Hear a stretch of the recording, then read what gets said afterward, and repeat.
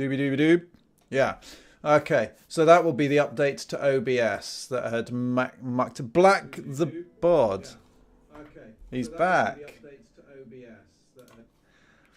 Hello, people. All right, let's do a name call. Let's do a check. J Frap, Festek, Tall and Happy, Soup World, Quacks, Normal Mont, Total Random Stuff, Massey. Oh, and Black the Bod. Why is he Black the Bod? Is that like Rob the Swan? All right, guys. Yeah, so what you missed was me talking about just how damn handsome I am, and clearly the most handsome sexy of all of the game dev streamers, including the women. Right. Hello, iRazor. All right, mate.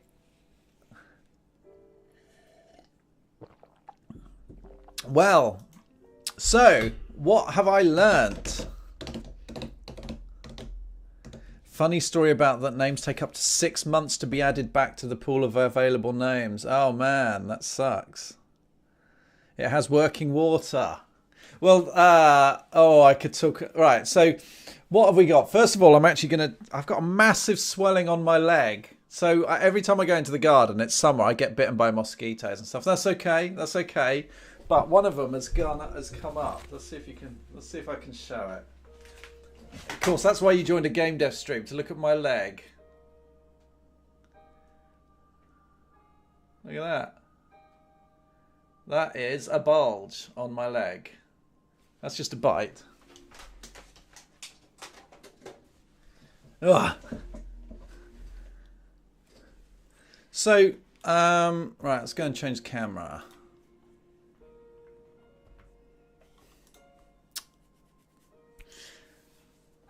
So, yeah, I've talked about doing stuff in the garden, and now I'm thinking of building a raised pond. That's a little one, tiny little one, only about that big. But,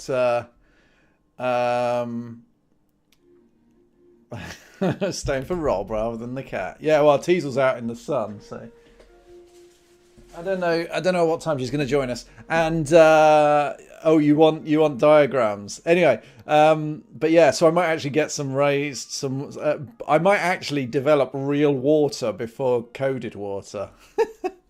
All right, so what am I up to? Well, so let's do a kind of a check, because if I was going to do diagrams, I would have actually set up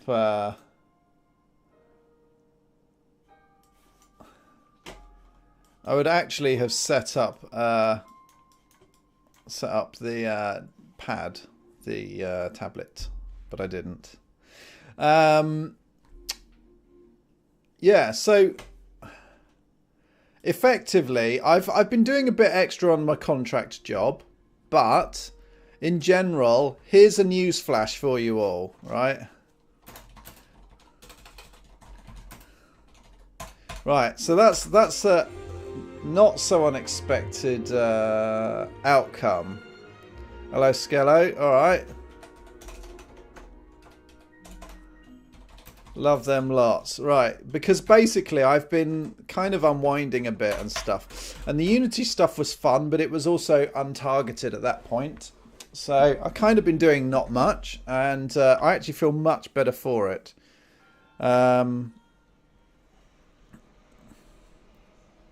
Yeah, I mean, I have the flexibility to kind of do within reason what I want. But as it turns out, I said on thingy. So my personal life has changed a bit because Jodie is probably jealous. Yes, she is. Yes. Sorry?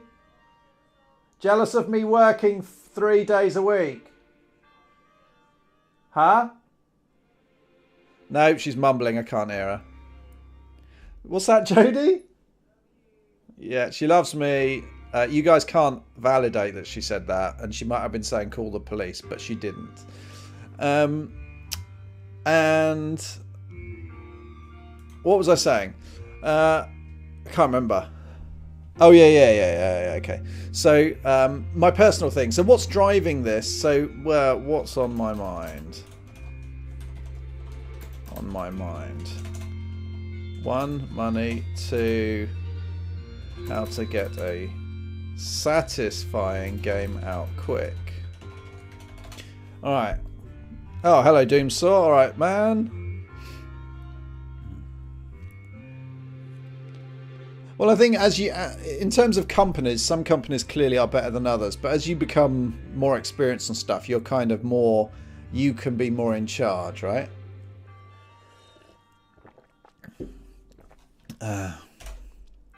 So, source of my money is contract and any games I release.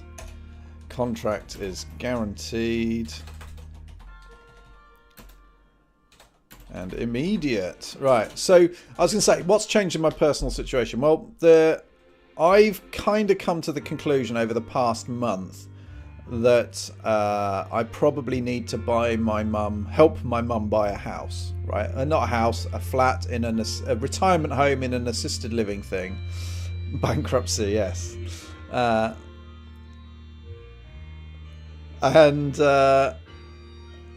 It's pizza and coffee, right? Yeah. Well, actually, what did I do there? So basically, for my day job, I'm using a Mac. What makes it satisfying? Out quickly. People like it. Anyway, yeah. So from being in a very financially secure situation, I now have to actually. Like my contracting and working for myself doing diorama has actually caused a problem, because it means that I'm struggling to get a mortgage because I don't have X years of guaranteed income. Even though I'm earning double what I was before, then it's now a problem. That's a bit silly. So the things I can do in the short term to boost my income, they're going to look good, right?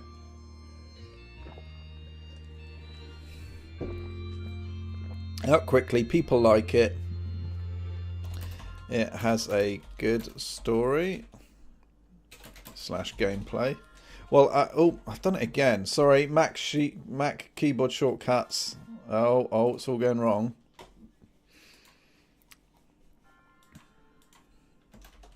Maybe even buy it. It does some social good. Yeah. Okay, that's and/or gameplay. Oh, flipping heck. Watch as I struggle with this. Yeah, well, that's why I've done and/or there. So, right. Anyway, so I needed to take time off. I took time off streaming, and this is all feeding into the looking at Unity. Thank you, Pimialis. Thank you very much. And Rob is drunk. And in my mind is I need to concentrate, or I needed to have full energy on the things that made me money, which was the contract. So I'm feeling good. I'm feeling good right now. Also joined a gym. Also got Tough Mudder in under a month. Also going to do a half marathon a few weeks after Tough Mudder, right? So I've got so fitness stuff is looking up. So fitness is looking up. Woohoo! So that's a good. Improves mental health / happiness. Unlikely to die really early on Jodie. Right, that's great. Thanks, Bay Holland Ali. Bay Hall and Ali. I don't know which one. So, right. So that's so. I think that aspect is kind of taken care of. So games I release aren't going to make me any money in the near future. That's irrelevant, right? So the thing is, right, is it's not guaranteed that I will carry on with diorama as it stands, right? And I'll be blunt, the chances are I won't. Hello, Ballinger. Like, you have to convince yourself things are good. Well, I think I think you're actually partly right. Okay, so I'm fairly philosophical about stuff, so I know that I'm in a good position, right? I do, and yet at the same time, it doesn't stop me, the slight introvert or whatever, going, "Oh, things could be better." And you know, is the glass half full or half empty? Well, what helps is a bit of perspective, and that's not just a trick. You know, it is actually a good thing. I'm feeling good right now. So I could list the negatives. I always ache. Psoriasis isn't ever going away. What else? I'm injuring. Oh, Fatnik just subscribed. Oh, thank you very much. I'm injuring myself exercising a lot, or regularly. So, Fatnik, once Teasel turns up, I don't know if you subscribed before, but we will do total random stuff. Thanks for that. I'm not really sure if that's like a special move on Mortal Kombat or a philosophy of life. A subscriber means I need to continue Diorama now. Well, this stream is just about talking things through, and I find that interesting. You don't have to. I don't care about you or you. Right. If the glass was full, you just sit there and wait to die. Art Hitcher, thank you very much for following. Right. So negatives. What else? Scared of getting old. So I can do all of these psychological things, and I don't mind admitting them because I do keep them generally a bit in perspective. But you know, there are times when you have ups and downs. But the thing is, real perspective, I'm in a great position, right? So educated, healthy, generally, yes. You know, Orby, oh man, thank you very much, man. 10 months. Whoa.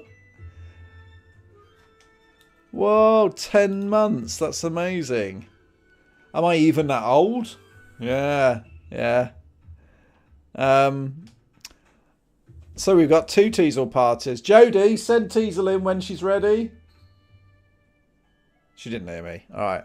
I'm in a great position. That is absolutely true. I have so many plus points. It's not true. But being in a good position and feeling always happy aren't the same things. Right. Now, what I've managed to do over Diorama is, you guys who've been watching for a while, people like Orby, obviously we've been...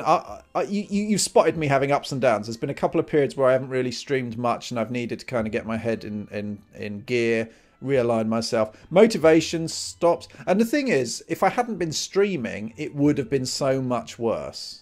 Would have been so much worse on my own. But, you know, I've got things. I've got my office that I go to do my other work. I joined the gym and I've been swimming a couple of times. So, yeah.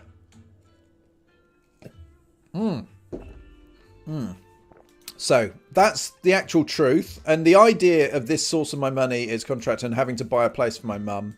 That's a concern, but it's not a worry, right? So that's not that stressful. A few little things, changes, and worrying more about my contract makes that'll be resolved. When it comes to making a fun game quickly, you can't rely on story much, if at all, and focus entirely on gameplay. So, well, here's the thing, right? So, number 2, what makes it satisfying? Right, so, big point here. If I decide I'm not worried about making money... Oh, I've done it again. Money with my game.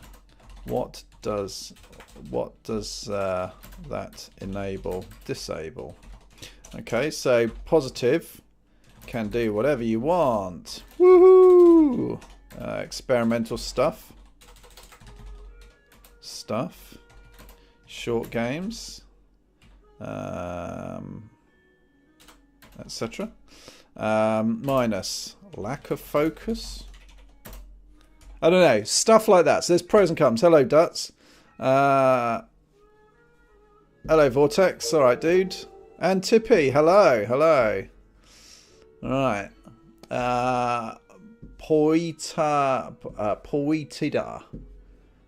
You'll have to tell me how to say that. Anyway, hello. Thanks for following. Right.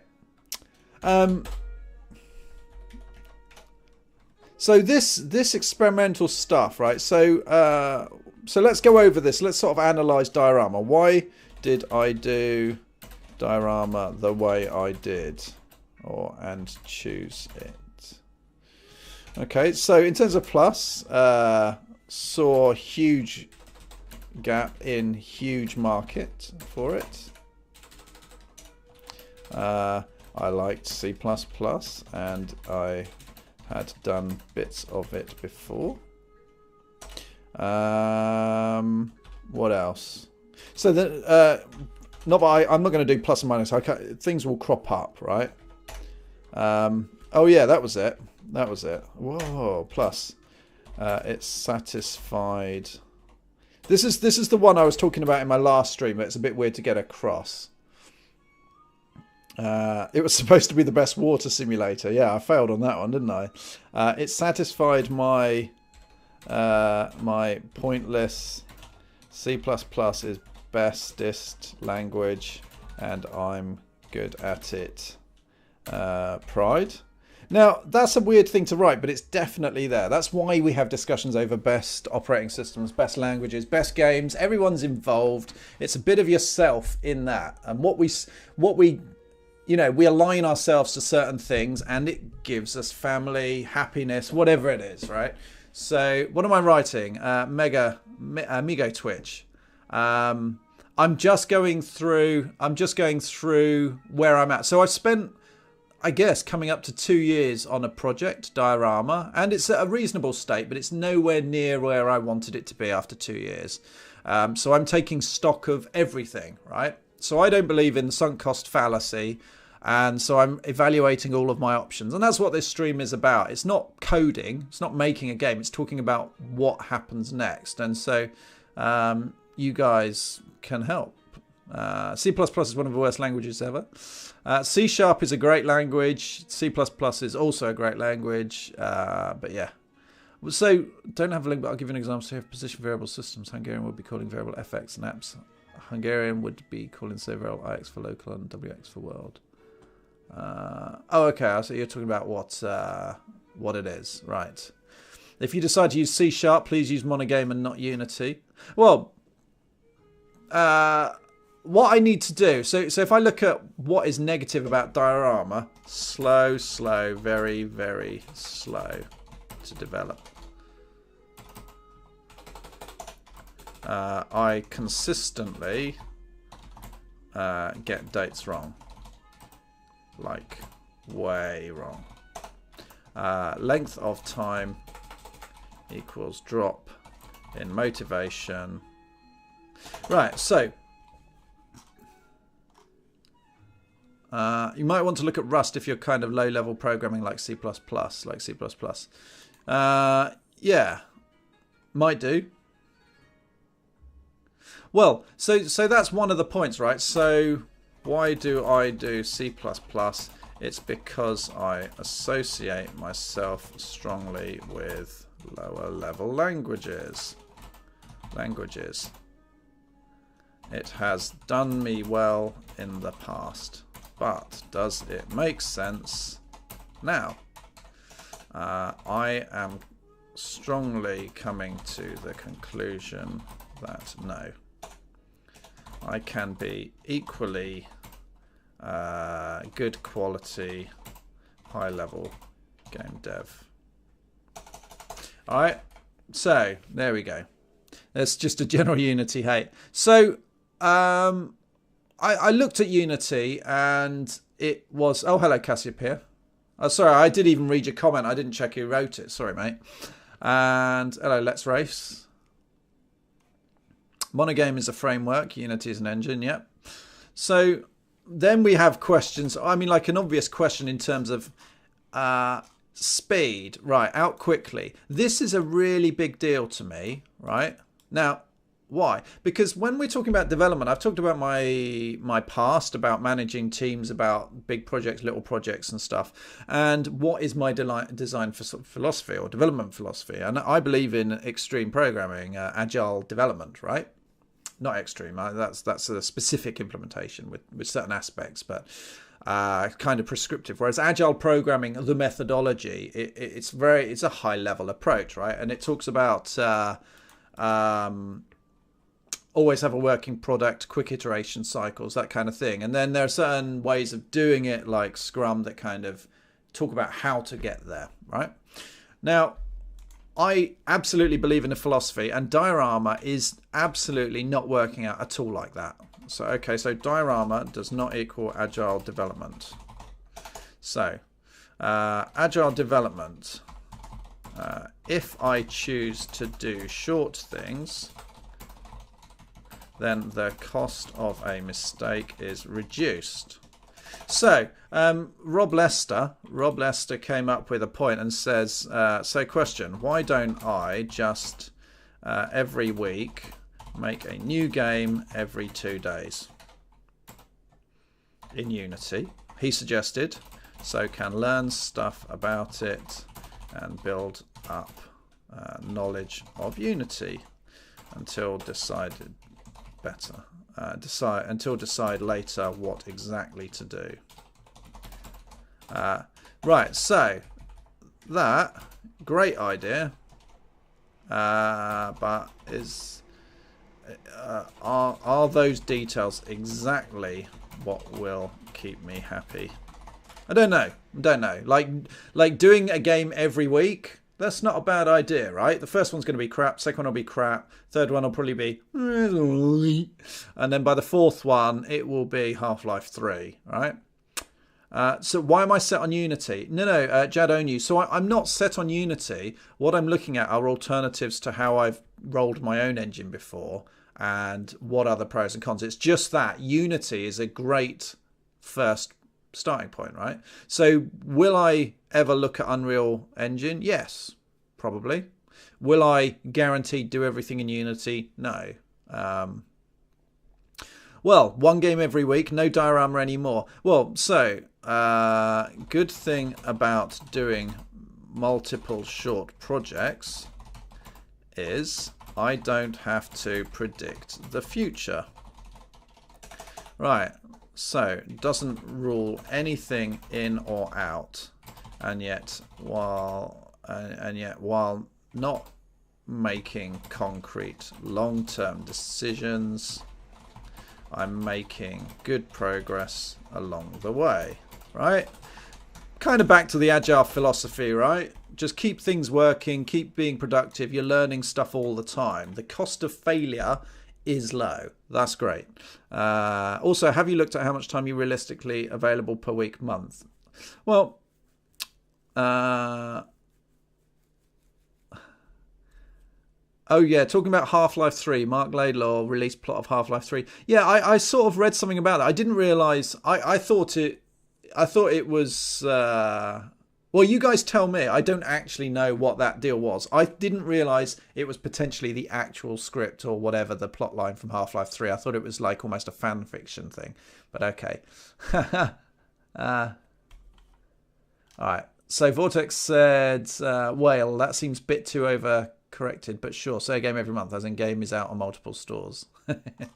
Yeah, I mean, anything I do in the short term will just be free. It won't be on Steam. There's no point to do that.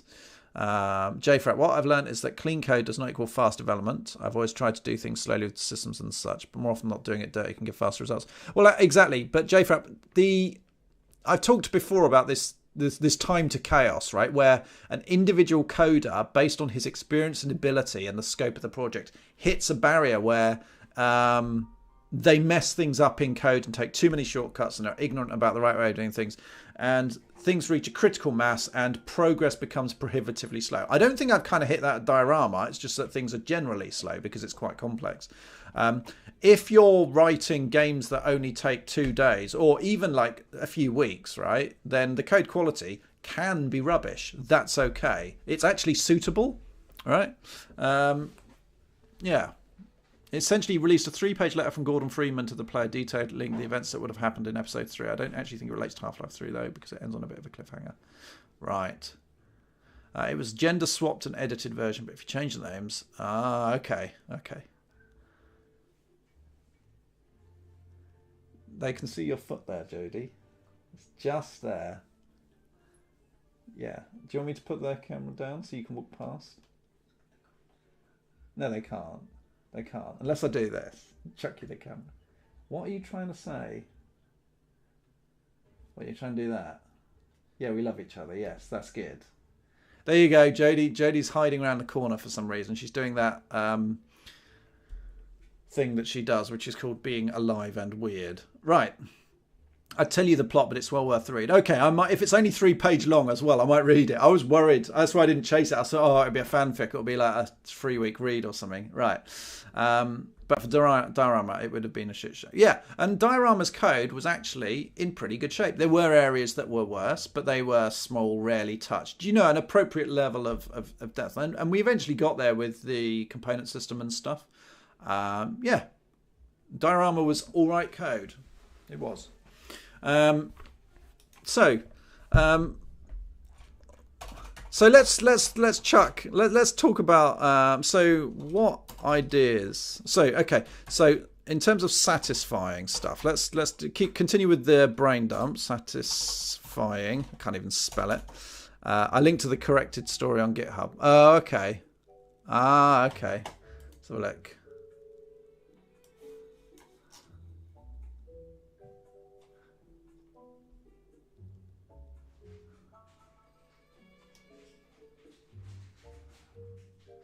If you want to look more at, you can obfuscated names. Gertie Fremont. Yeah, that was well done. Yeah, Ellie Vaughant. All right, I'll have a look at that. Why not try and make some mini games with Diorama, like release Tiny Galaxies standalone?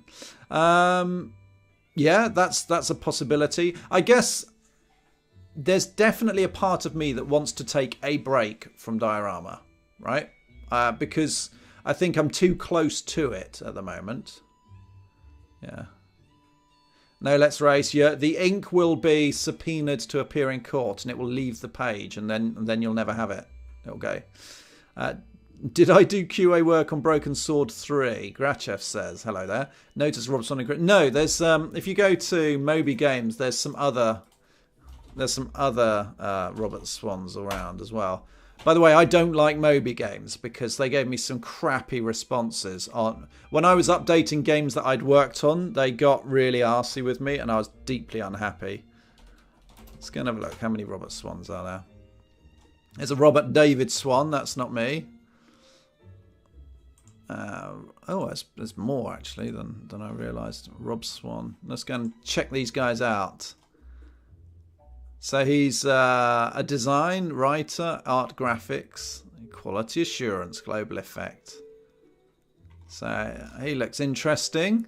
He's certainly worked on more than I have, but not recently. Then there's me. Oh, someone's put a little. Who the hell who put those in? Yep, that's pretty much it for me. There's probably some others. I just can't remember. Who put that in? Bless. All right, so that was 2010. My gosh, Motocross James Pond 2. Oh, that's cool. I wonder if I should track down all the Rob Swans. And there's another one, Glimmerati and QA. Yeah. Nope. Right. They forgot. Oh yeah, they forgot the sleepover game. Hello, Ray March. All right, dude. So. What was I saying? Satisfying. What satisfies me? So, over the years, I have come up with quite a few game designs I want to make, of which Diorama is one. So, when I thought about, I said this last stream, what do I want to be known as? Do I want to be the guy that wrote a technically competent game, or do I want to be known as a guy that made a game that was fun or a game that had a good story? And it's the last ones, right? Rob Swan meeting party. Yeah, a Robson meeting. Yeah, that would be quite cool. In the team I used to work in, there was about 7 of us, and 3 of us were Robs. And when a couple of guys went on holiday, the Rob contingent, so it was Rob Lester, me, and another contractor called Rob as well. And we ruled our team, right? So the Robs were out to take over the world. But I left, and then the other Rob left. I can't remember actually the order. And then finally, the last Rob left last week. So there's no Rob contingent. The non-Robs actually won the day, and we're not very happy about that. So shot them all. Right. A team of 10 people who are called Rob Swan. Yeah, I mean, or like Rob or Swan, so they can be half Robs, right? Hello, Hexes. All right, so the game is still make games, yes. So because at some point, well, making an engine is a bigger endeavor, right? So agile development would suggest make a game, and then if there's value in it, continue branching out to make an engine, right? But in terms of getting a marketable product out first, you would aim for a game, right? The inferior non-Rob race over. Yeah, I mean that happens sometimes, doesn't it? The not so goods win, right? All right, I'm just going to go and get a drink. I'll be back, and I'm going to go and see where Teasel is. Teasel.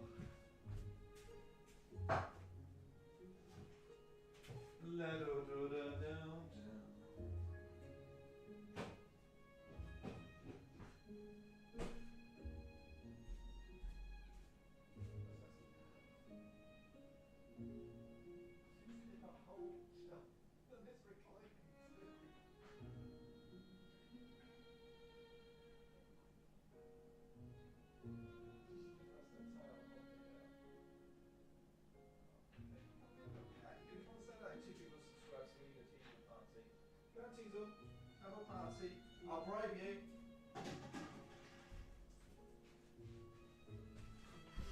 And back again. So Jodie and I bought a couple of armchairs or reclining seats for the garden, and I went out there and Jodie's in one and Teasel is in the other reclining. Seeing where Teasel is.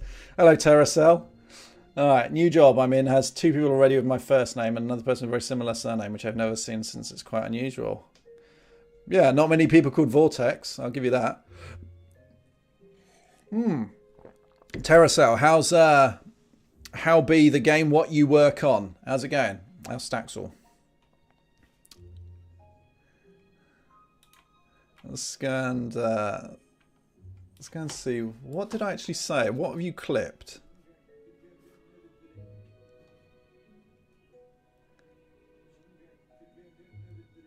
Is that an old... Did I just do that just now? Oh no, I'm wearing something different. Clearly.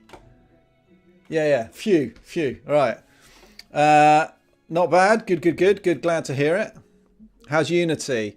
Unity is excellent and depressing. It's excellent because it does what it does very well, and it comes with a lot of stuff. And it's depressing because obviously it does make me reevaluate my choices in life. All right. I'll soon have a C++ job interview with lots of C++ and real-time graphics. Yeah. So you'll turn up with a CV full of memes, right? And photoshopped pictures of people you know off the internet. All right. So Unity is a great product, right? Is it the one I'm going to use? Maybe not.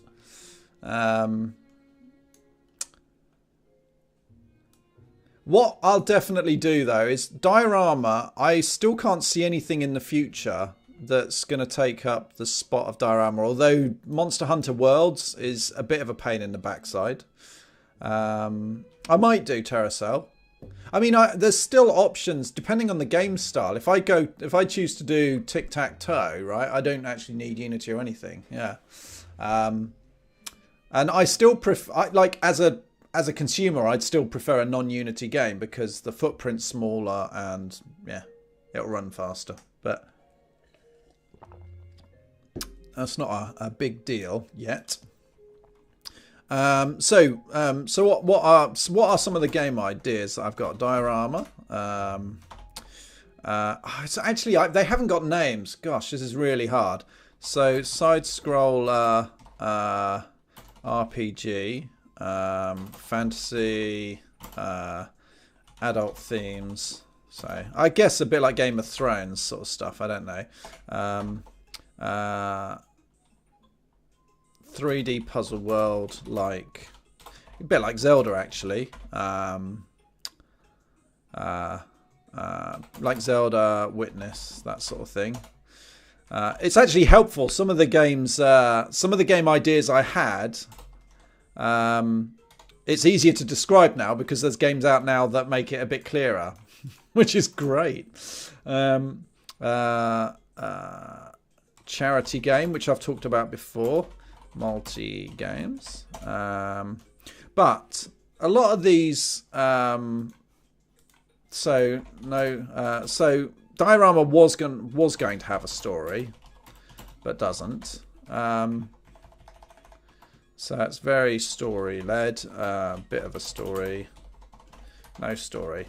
Now, why have I written story? Because why mention story? Because Breath of the Teasel. Yay! All games that can be done quick. Well, no, the charity game's an interesting one. Well, so again, this is a brain dump. So that's a valid point you've made, but I'll come around to saying that because I want to scratch a different creative itch at some point soon. So I've been scratching my program creative stuff. Thanks, Cosson18. Thanks for following. And Breath of the Tea. Oh yeah, I did, didn't I? Oops. Teasel on the brain, right?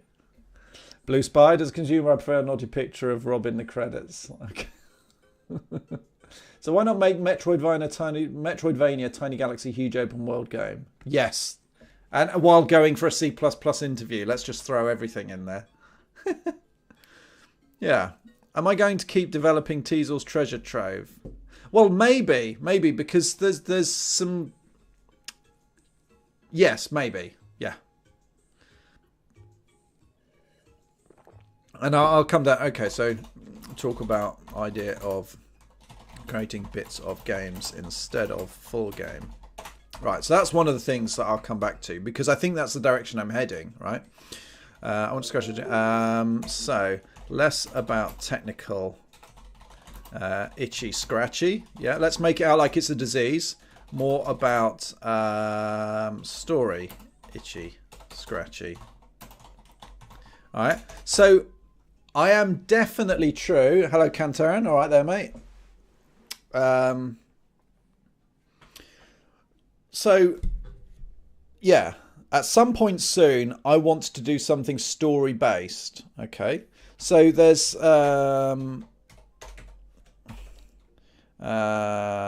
pure story-based game. Can't talk about detail. Can't talk about details because it's actually Jody's idea. I just really like it. Right. And what other ideas have I had? Isometric. Flipping heck, help me. Like,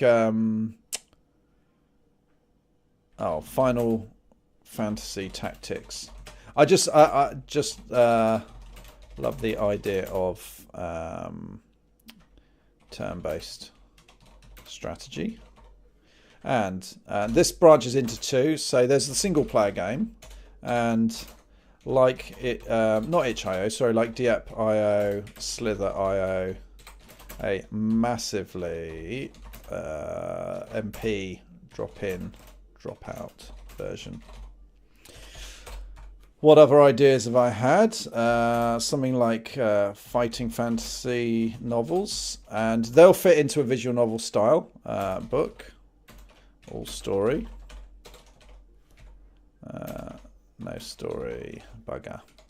And what other ideas have I got while I'm at it? Gosh, I got to dredge my brain over this. Teaming up with Jodie, I think, is a nice idea. Working solo isn't all that time a joy. Oh, I always make the same error with my keyboard. Well, normal one, I was all right, but now because I spend most of my time on a Mac, the keys are all different. So, yeah. How many of these ideas have to be financially successful? 0. None of them have to be financially successful. So you're joining me late, but up here I've got what's on my mind? Money. Source of my money is contracts. That's why I'm spending more time on that. Whereabouts? Big point here. If I decide I'm not worried about making money with my game, what does that enable, disable? So basically, Terra, I don't have to worry about financial viability. That doesn't mean I should deliberately ignore it. So if I follow an idea and it excites me and it looks like it's got some viability, some financial viability, then I should release it, right? Try and make money. I wouldn't turn that down. Yes. Fantasy books would be amazing with their buttons, chat, compress. Yeah, yeah. Too many ideas. Well, this is where we go through them and work out which ones are better or worse. And so, yeah, I'll tell you what, unless anything comes back, I have got loads of other ideas, but if none, sorry, the other one is mini hyper real world, top down or side scroller. And that's, yes, that's got so many ideas, but that's, to be honest, that's more of a theme, actually. Let's do that rather than a game style. Right, so the way of looking at these is what can be done quickly, what can be done incrementally, what engines do they engender, how fast, how satisfying would they be to do, right? Next 10 years of game dev sorted, yes. Just saw you had dealings with Eidos in 2007. Was Jane Kavanagh or Bill Ennis still involved? Well, if this was 2007, would that... I'm having to think. Was that Diner Dash? Yeah, so I mean, that's where I first met Ian Livingstone in a meeting where he absolutely savaged our business idea, which is quite right. And I actually congratulated him on it when I met him again, like 8 years later. But no, I don't know those people. Sorry. I mean, Eidos was massive, and we were an external contractor for them, so doing work for hire. So we barely touched them. And I'm tech anyway, so they tend to keep tech away in a dungeon, so where we can't meet with real people. So yeah, right. Well, I meant that simply pick this one thing and finish it doesn't work for me. Like I have a bunch of stuff mostly never finished, and once that's piled up.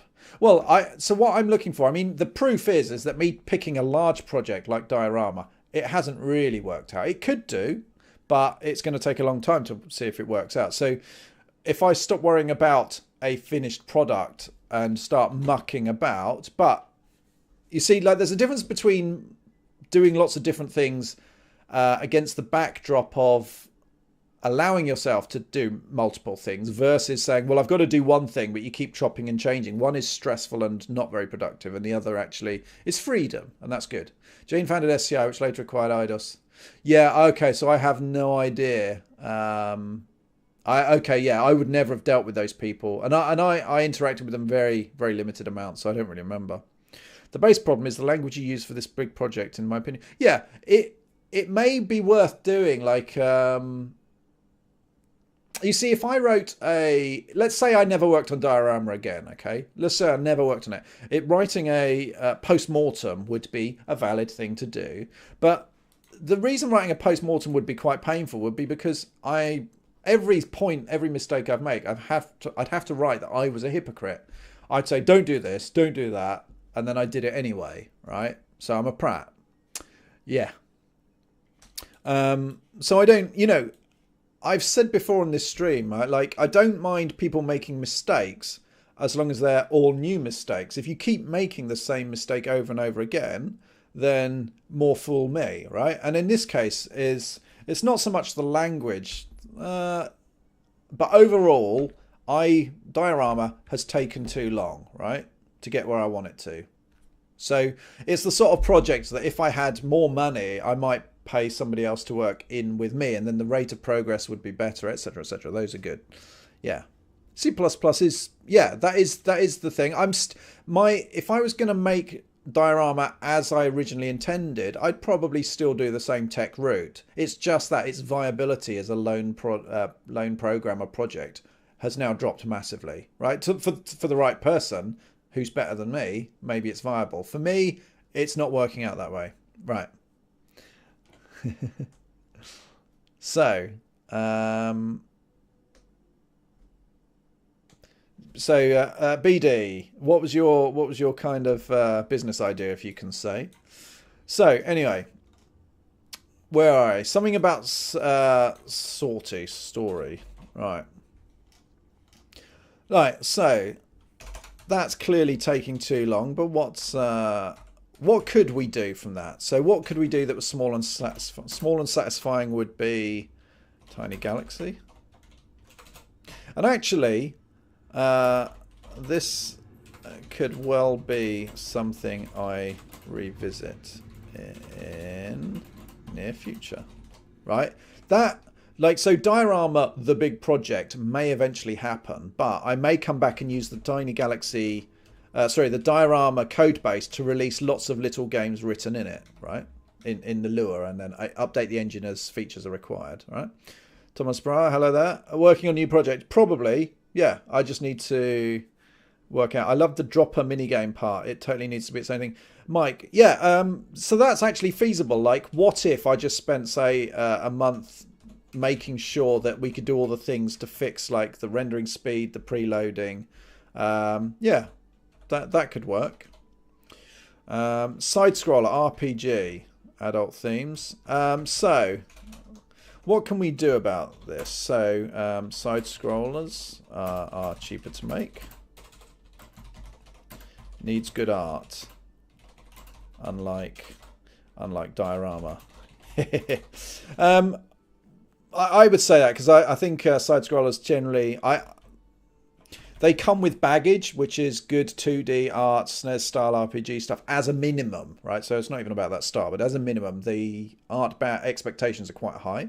But anyway, many engines for this. Not even that big a deal to write my own. My story is deliberately in chapters.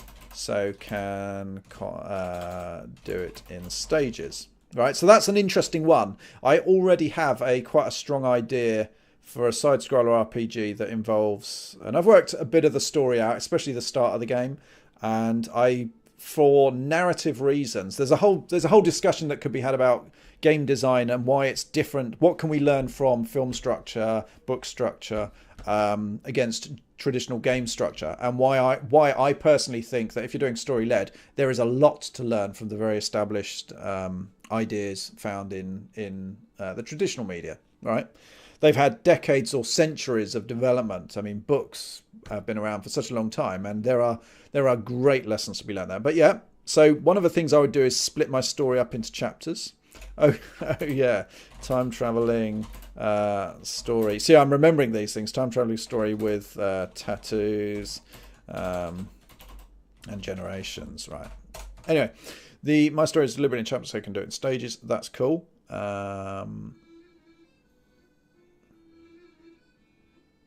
Pixel Tris, or Tries. You were at a point a long time ago when you had rendering and networking at a good state. Feel like your direction from there ended up in a lot of time spent without much gameplay progress. No, that's an incredibly fair evaluation. I don't mind people, like, it's always fine to point out things that are true, right? Which is diorama has had considerable lulls. Its progress in the first 6 months was far faster than in the next 6 months or the 6 months after that, right? So that also highlights that maybe I was developing things wrong. I know, like, a good example is the entity component system stuff that I put in. That took quite a long time. The benefits were there, but if I'd done it before and I'd been smarter, I wouldn't have lost like 4 months, right? And that's an example of using somebody else's engine that's already had that experience. They'll steer you in the right direction, so that's good, right? better art mean maybe not using voxels? Yes, possibly. An episodic game, possibly. It actually wasn't my idea, but I was just in the right place at the right time to work on it. Concept was very simple. Food ordering in busy pub restaurants from your table and payment using your phone. Flops due to massive revolt from bar staff thinking it was just taking their jobs and too early for mobile payments. People like PayPal were so keen to get into this area at the time they were offering us large amounts of money. It's an interesting one there because I worked on a hardware product whose time had not yet come. BD, what you're describing now is actually starting to hit the market. I've seen those things. Seer quacks, all right. And yeah, sometimes you can have the right idea whose time has not yet come. And that sounds a bit like what you're describing. And obviously, if you had got in early and ridden out the apathy or actual obstruction from certain staff, then you might have been got the first mover advantage, right? That would have been amazing. But yeah, it's amazing how things can fail. So that goes back to what I talk about game development, right? The luck is a huge part of it. There is so much that is out of your control, right? And in this case, it was resistance from a part of the industry that probably shouldn't have had any friggin' say in it, right? Right, Kazian, what game am I working on right now? Right now, right this second, nothing, right? So I've taken a break, and it's been about a month, I think. Right. Why have I got 75 people listening to me ramble? Anyway, hello there. Hello, Dr. Robot Vinnick. By the way, I am listening to Breath of the Wild soundtrack in the background, if you can just about hear it. And this is Prince Sidon, the only male fish that we all fancy, right? You know who I'm talking about. Yes, you do. Right. It says 66 viewers. My number says 72. Darn you. Grrr. 820 followers. Yeah, I'm going to have to do something for 4,000 followers. Like make actually code again, right? Rather than be a talking head. Right. Did I read your text about voxels and art? Yes. So, another thing is better art means maybe not using voxels. Yes, you're right. Yes. Yep, that's correct.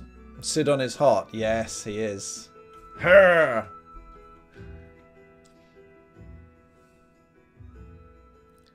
What next, man? For man raised by penguins, yes. What next for man raised by penguins is taken from the day-to-day. So, yeah. So I'm not. Art is something that again, if I do a very basic game, I should probably not worry too much about art, right? I'm genuinely not ruling this out on a Rule 44 website. I'm not doing that, right? With these other graphics things, the voxels. Yeah, the Unity plugins I could do. Yeah, it was Chris Morris on the day-to-day, yeah. And, what was I saying? Voxels are hard to get looking nice. Well, what I should be doing with all of this is wrapping up what I think is satisfying. And one of the things, wherever I got it written, mini hyper real world, top down side scroll. So I'm going to show you something that I've just thought of. How many of you know the game's International Karate Plus? International Karate Plus C64. Now this was one of the first games that had a particular thing. No, that's not it. Ah, there we go. So let's turn this music off that you can't hear anyway. Right, now this is the Commodore 64, right? Years old, right? You're old, I'm old, let's all be old together. Am I still going to be working with Unity? Not sure. Pixel, point cloud. We're still not at the point cloud stage, yeah. Not voxels, I mean something else where you don't see pixels.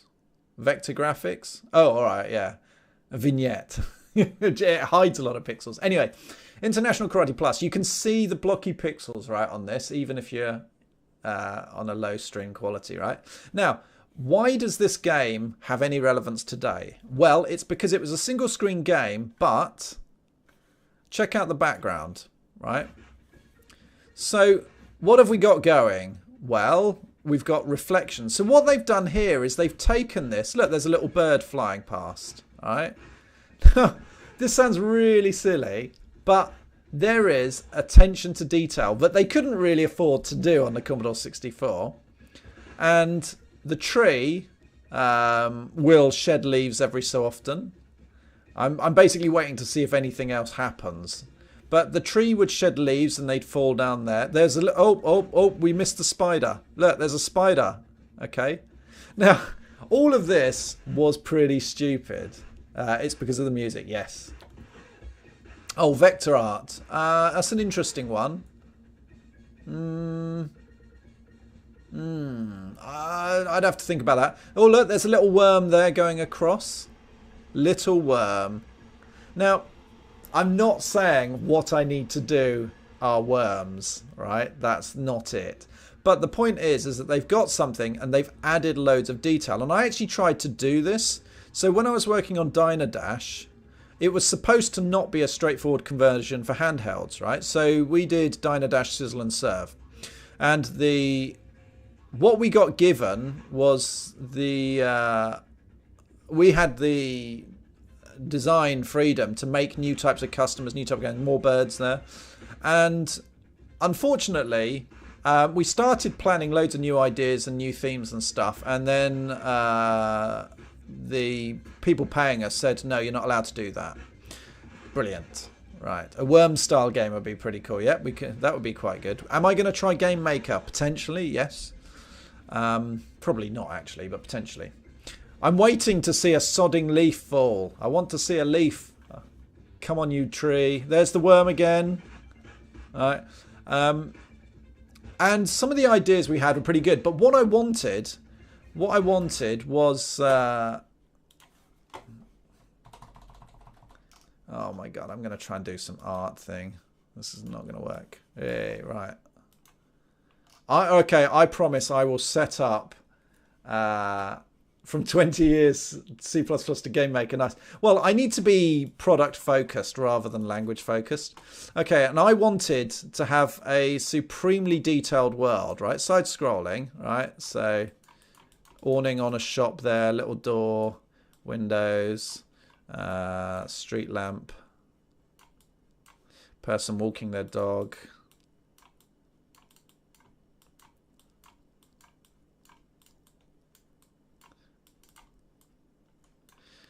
Person walking their dog, and the sun up there, and clouds, and so I wanted this. It bleeds into the house. Yeah, it is pretty good. Yeah. Well, this is the quality of the artwork that we're going to create, right? Scope creep.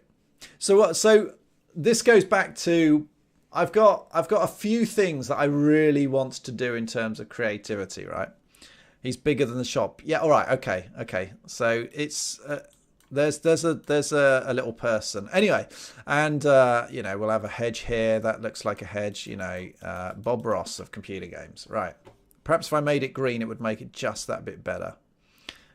Yeah. So I'm going to do this in vector art so that it scales up and looks beautiful at all resolutions. And the point was that this would be like a town on the right hand side and you'd walk to the different restaurants, right? And it was inspired by the attention to detail for this. I'm going to find a leaf falling if it kills me. Stop with the birds flying.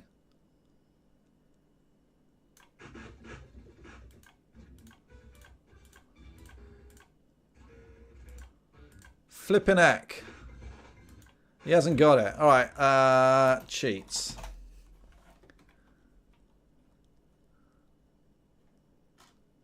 No. Okay. So there isn't a video of the cheats, which is a big surprise. A very funny gameplay. The reason being it's a surprise was some of the cheats you could put in would have Pac-Man go across, or a little periscope would appear in the water and stuff. But loads of little detail. Right. Let's get rid of that. So if this was the idea, and he's not even born yet. Yes. You would have this city, and it wasn't that the city was drawn in a great amount of detail, right? I've never been detail oriented. So games like Grand Theft Auto 3, the art quality was quite low, but it gained in this other area, which was consistency and realism. And so, for example, let's have a look at this scene, right? let's say that's all we've got is a building, a lamp, a hedge, and that sort of thing. Why did my phone just vibrate? Oh, we got some. Oh, Rotachonsi follow and Cosano18. Oh, sorry, Rotachonsi, thanks for following. I didn't actually see the message. Sorry, guys. And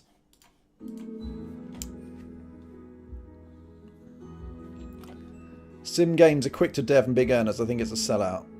Oh, okay. What's a David Shrigley style game? I don't need...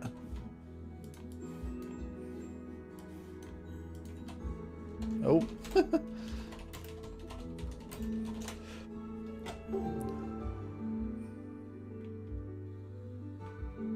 I don't know. Nope, no idea. Right. Thanks, Vitorski.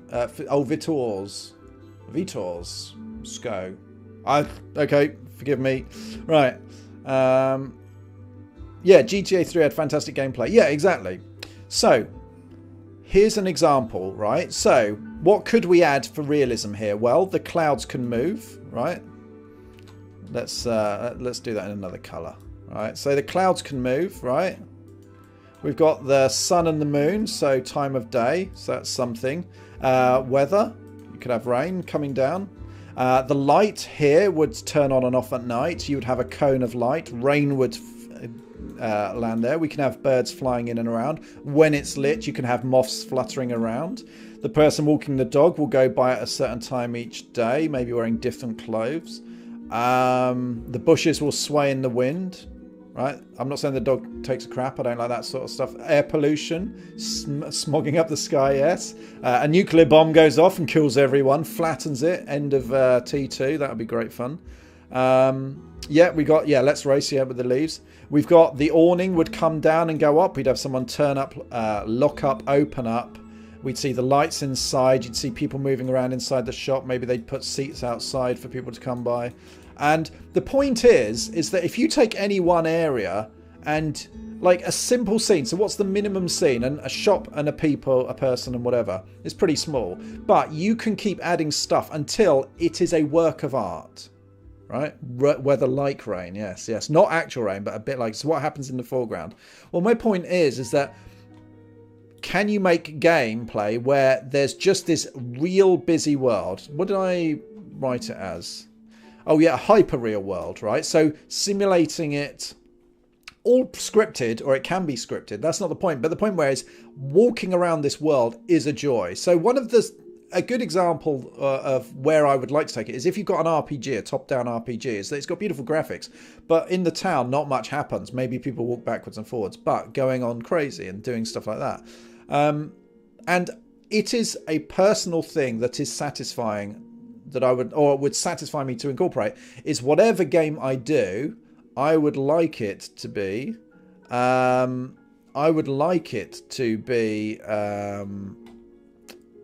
have attention to detail. Maybe that's the word, is attention to detail. Yes, I'm not really sure you have donated $1. Yes. So have I tried the Pico 8? No, I looked at it. So the console style or virtual console. Yeah, so Mike the Mad Kiwi, affecting one thing changes the entire game. Yes, maybe. And this style of hyper-realism, I showed you a game before YouTube. Platformance Castle Pain. Was that the one? Yes, it was. Right, so we've got a... So this was... it's all I had on my card, so I wanted to waste it. Yes, I'm... So it came to pass. Yes. So this was on Xbox Live Arcade, and I showed it before. And what it is it's just a little platformer, but it's an example of where there's just lots of little things going on. Right now, it's a standard platformer, but the big deal here is that you can zoom the gameplay. And when you zoom out, you see the entire playfield and everything is still executing on it. And it's that kind of lots of little things going together to make something that looks amazingly complex. Now, the gameplay doesn't really match it. But in terms of what I think could be really cool, yes, it's that. Here we go, Chased by a Ghost. Is he actually going to zoom out? Let me go and have a look. No, he's not. Oh, brilliant. Let's go and have a look at this guy.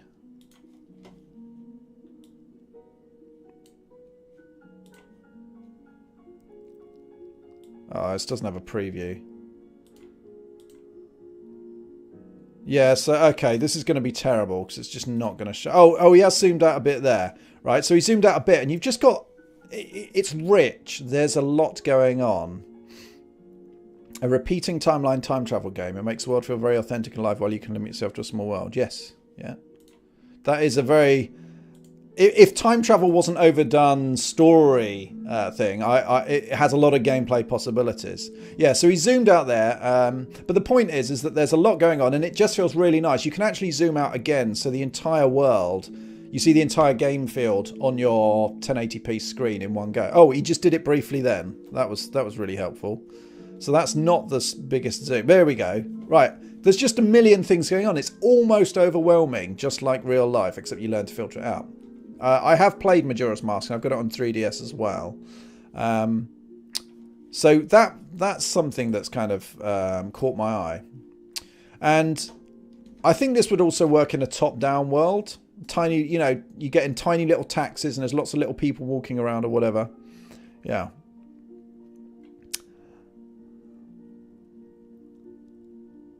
I showed you Hidden Folks, didn't I, Rob? Yes, I bought it. I've completed it. So, yeah, Hidden Folks is a great game, actually. I actually think they could have done a lot more with it, but as it stands, it was exciting. So this has got a great thing, sense of scale. Let's go. Does this bonus points? Yeah. So you're starting to see loads of things going on, and you can actually zoom out more than that, but they're not showing it. Let's have a look. There we go. You're starting to see loads and loads more. And if you look at any one of those things, the animation or coding is irrelevant. It's almost trivial, but the sheer quantity of it makes it rich and nice. And they even go to little areas where you just see one of them, which is pretty damn cute as well. At the moment, this is my favourite bit of music in the game, in Breath of the Wild. Yeah, so Hidden Folks is great, and I bought it on your recommendation, so thank you very much, dude. I don't remember that part of the game. Was that like... In fact, I'm gonna go and sadly see how much it sold, because I suspect it sold sod all.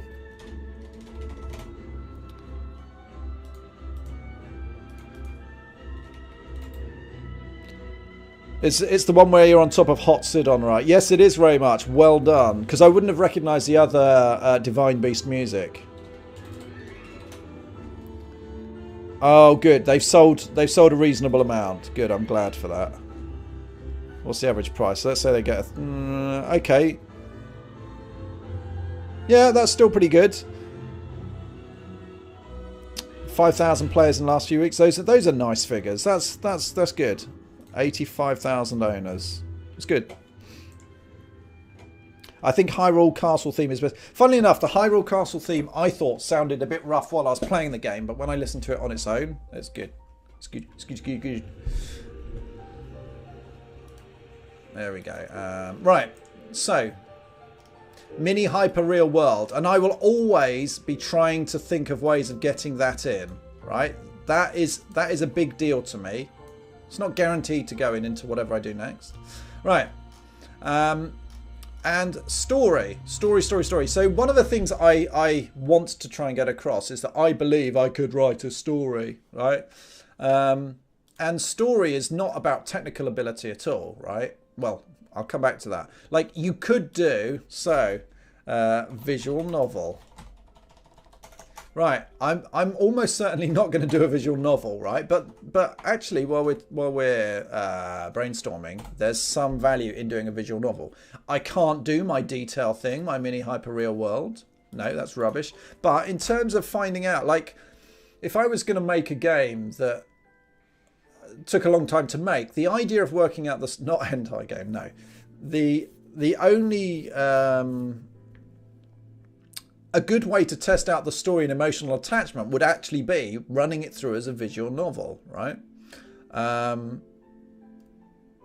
that actually that's quite reaffirming to me, because it gives me a chance. Like, if I was to do a visual novel, it would give me a chance to, like, there's almost no technical ability. I maybe pay an artist so it doesn't look like that. I don't think anybody's going to be emotionally moved by that, but go and steal some graphics or whatever, big character art, and then lots of anime schoolgirls. Why not? Because it doesn't match the theme. That's why not. So, would be cool to take a comic page as a level, like you can walk from box to box. Right, so there is a game. So Mega Drive Comics. Comic Zone.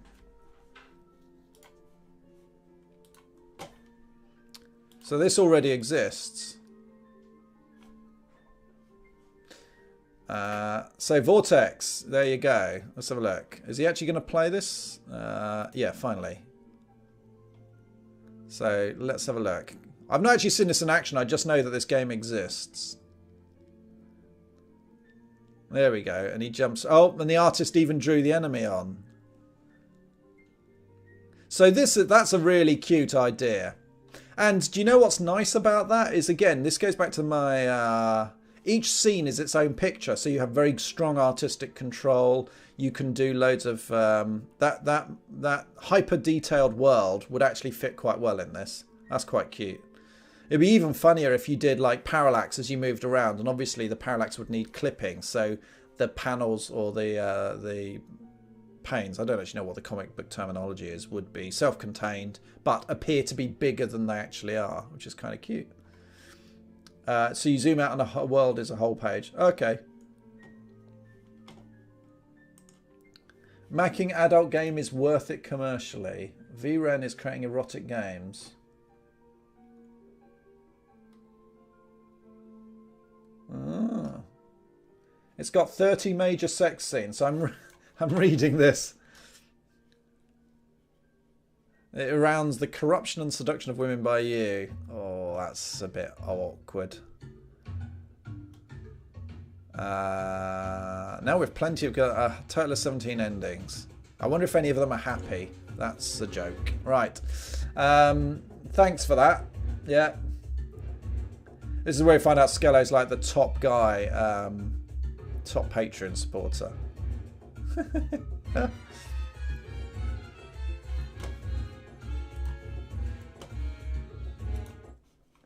I actually almost want to write an article about the Breath of the Wild music and how it reminds me that Nintendo's audio design, basically music design, is superior to other RPGs and stuff. But anyway, that's whatever. That would be opinion. Right. So, yeah, that comic book stuff. Right. So we go back to, where are we? Visual novel. Could I do well, question is, can I do emotional? So include deaths, betrayal, all that sort of stuff, romance, whatever. Right, big things. So that interests me. Right, so what have I got? What are my big drives? Right, so quick, hyper detailed. Emotional story. That's definitely it. And technology isn't there. Unity isn't there. Game Maker isn't there. So that's an interesting thing. Let's have a look at this. So it's funny because, oh yeah, so big drives. Oh yeah, charity. Charity is quite a big drive. So that's story. That's purely story. Side-scroller RPG. So, in order to make a game or demo quick, less risks. Okay. Oh.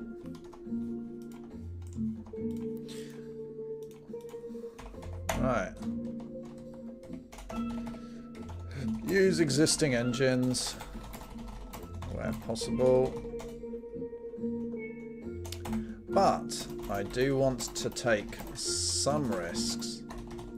So one of the things that's on my mind, Emo Rob, yes.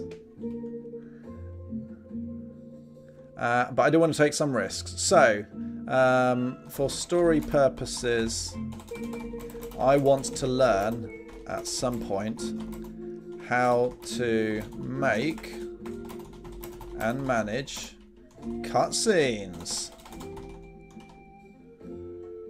Why? Because cutscenes in games are...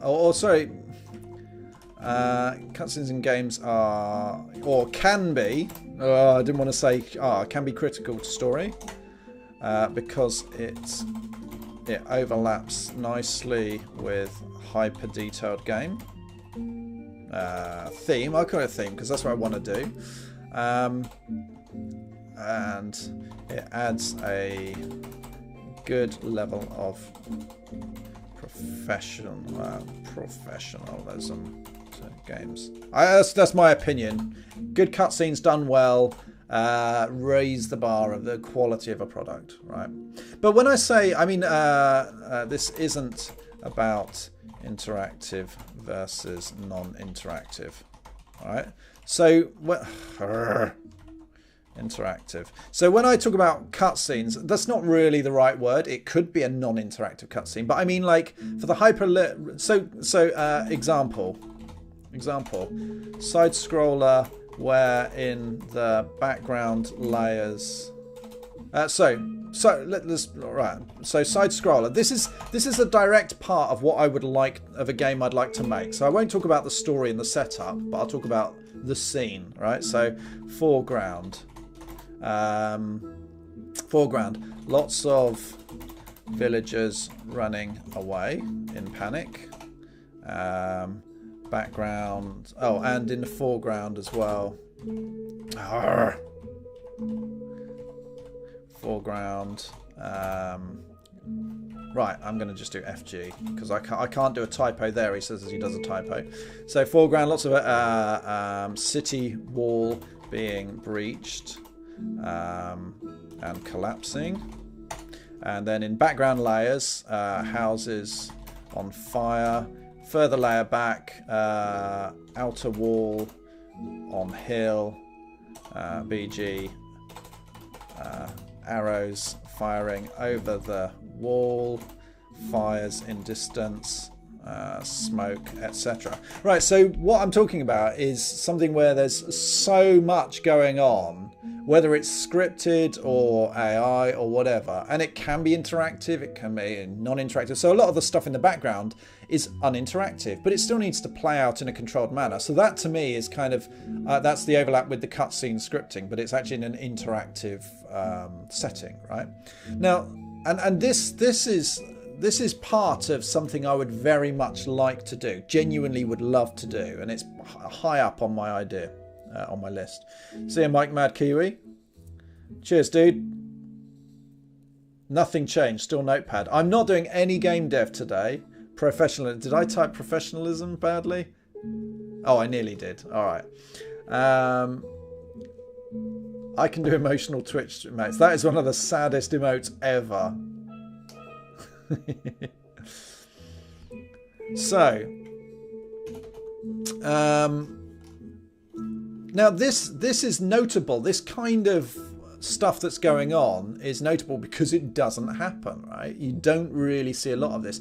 So in a side-scrolling game where you're deliberately having like low resolution, low tech, right? Those are the kind of products where you could author 1,000 little elements running around on screen. That's a good use of your CPU, right? But it doesn't tend to happen. Analphabestia, thank you very much. Oh, anal. All right, thanks, mate. Yeah, and that interests me. That is the hyper-realistic, the lots of things going on, and not just with the aim of it's just not just needless. It's with scene setting. It could tell part of the story. It could be just setting the theme. Like another little example is in Super Metroid. So let's go and have a look. So right at the start of Super Metroid, after you've done the very first level, you land on your planet. Playthrough.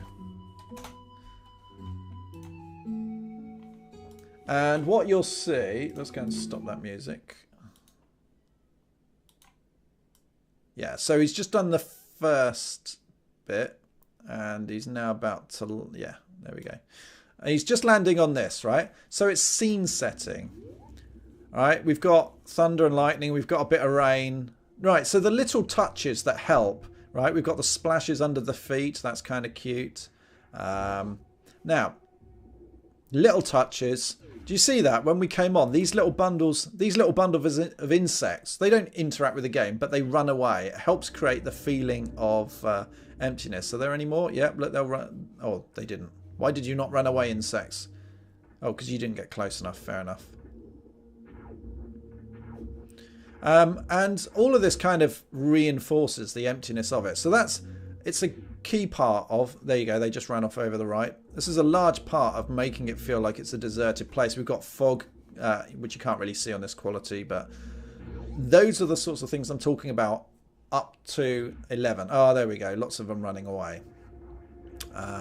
This place feels deserted, haunted, old, you know, and those are interesting emotions that you tend not to get in games. So I'm interested in, as an aside, I'm interested in games that portray loneliness or desolation. And so that is a part of it. It's not even a large part of the game of Super Metroid, but it's there and it's worthy of note. To the point now where the first thing you come across that actually does anything, this light lights up and suddenly you're like, oh, the world is alive. Have I just reactivated it? And the answer is yes, you have, you big twit. Better to have left it alone. Keep in mind, increasing details will also increase complexity of cohesive art style. Yes, absolutely. It's definitely something that needs working out. But that's a problem that I wouldn't mind trying to overcome along the way of trying to increase the detail. Oh no, sorry, yeah, it's still quiet, isn't it? Yeah, still deserted. There's an old statue. We don't know if they're alive or not. It turns out they kind of are. That's the Chozos, isn't it? Right, so let's close that as an example. And Shadow of the Colossus and Ico are both pretty good at doing the desolation stuff. And I can't remember what it was like for The Last Guardian because it didn't really make an impression on me. But...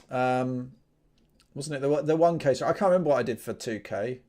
Can't remember. What did I do for 3K? What did I do for all of them? Who knows, right? So that's quite a big deal. And obviously, coupling it with a side scroller makes life quite easy because side scrollers are quite easy, right? So anyway, this goes back to I do want to take some risks and I want to learn how to deal with this sort of thing, right? I genuinely do. And sort of managing cutscenes, if they're entirely scripted, that's okay, right? You're just playing back stuff. But if they need branching, if you're actually taking control of an NPC or even the player character, how do you deal with the variation in the setup of the scene? You know, so things become, it's not just playing back the equivalent of an FMV in game, right? Those are all difficult and risky and stuff, but it's interesting. Yeah, I should have had 3 bigger streams. No, I can't remember. Right, so that interests me a lot. So a visual novel doesn't really help satisfy that itch. Yeah. But whatever I do with making games, that's probably not a problem I'm going to try and fix immediately. I've got some other issues because I want to do rapid development and stuff. What else have we got? Diorama, side-scroller RPG. Many engines for this. Yeah, that's fine.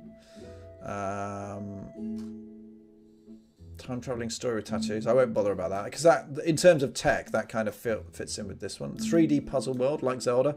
That's something that there's no way that's cheap to make. There's no way that's cheap, so I have to kind of ignore it. The charity game is an interesting one. This one I'd like to do, but because it's Jodie's idea, I can't really do much on it, and because I'll be taking it away from her. Final Fantasy Tactics. So this is another interesting one. So the stuff like DFIO and Slither.io, they have set the standard of drop in, drop out gameplay, play anywhere, and low graphical fidelity. Hurrah, we like that. I quite like the idea of doing isometric. Actually doesn't really matter. It could be isometric top down. I don't really care.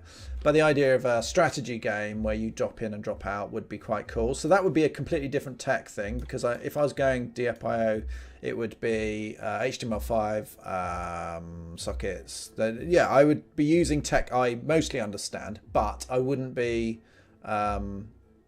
It's not going to be the same tech stack at all as something like whether using Unity or GameMaker or C++. Right. Hello, lol cool cat. All right, dude. What's up with Diorama?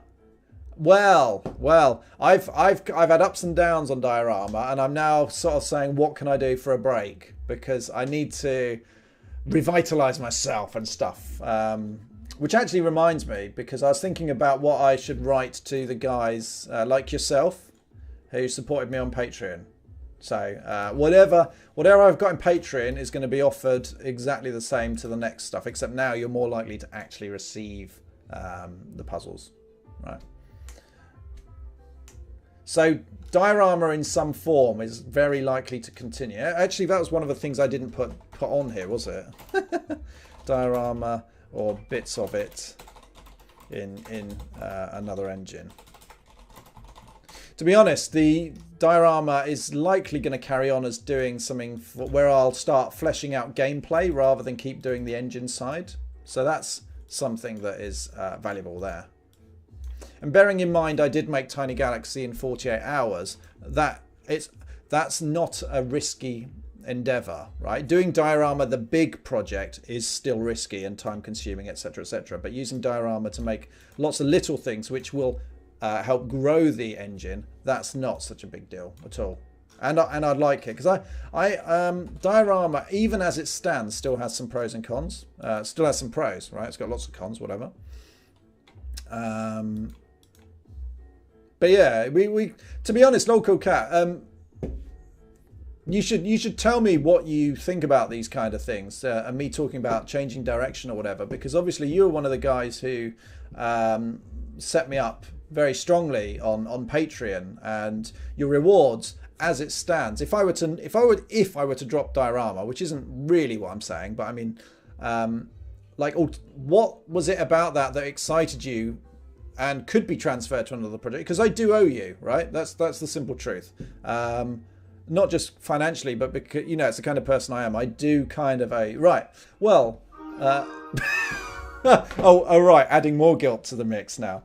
Yeah, I liked Diorama. Well, that matters to me, right? Because mostly I'm concerned with making a product and being happy in doing so, right? And the people that have supported me, and that's why I'm discussing this on stream, right, is to pick up people's vibes, because what people want will have an impact on me, unless they tell me to keep making hentai games, mate.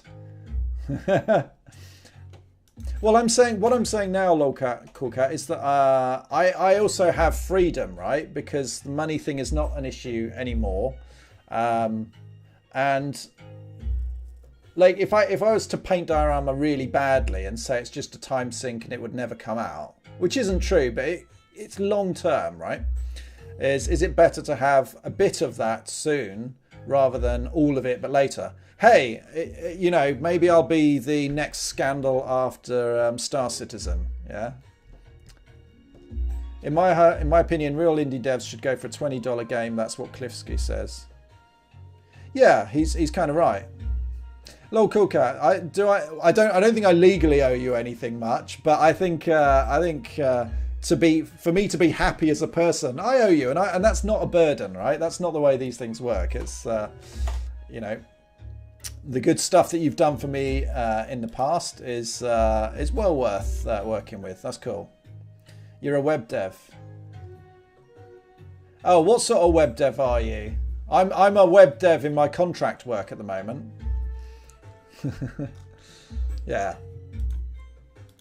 So, and one of the things, just to go back to the cutscene stuff, is that a lot of this experience, I've never written a cutscene manager that does really complex stuff. But in my mind, you're a full stack dev. Oh, are you? Ah, okay. React.js. Are you any good? maybe that's the way of repaying you, is by putting other work your way. No, I don't know much about full stack JavaScript stuff. I mean, my web dev is making games. Actually, I do gambling games, and it's a pretty good deal, definitely. You know, people I know are very, very happy and want to be full stack devs.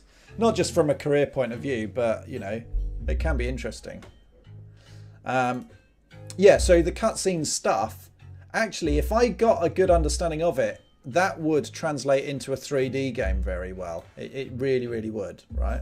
So there's always a bit of wanting to do that, because doing good cutscenes gives me the ability to help progress the story, right? I enjoy working by myself on projects, hence why I need to know a lot of the things myself. Yeah, a friend of mine's just started a full stack remote working job, and he's very excited by it. So yeah.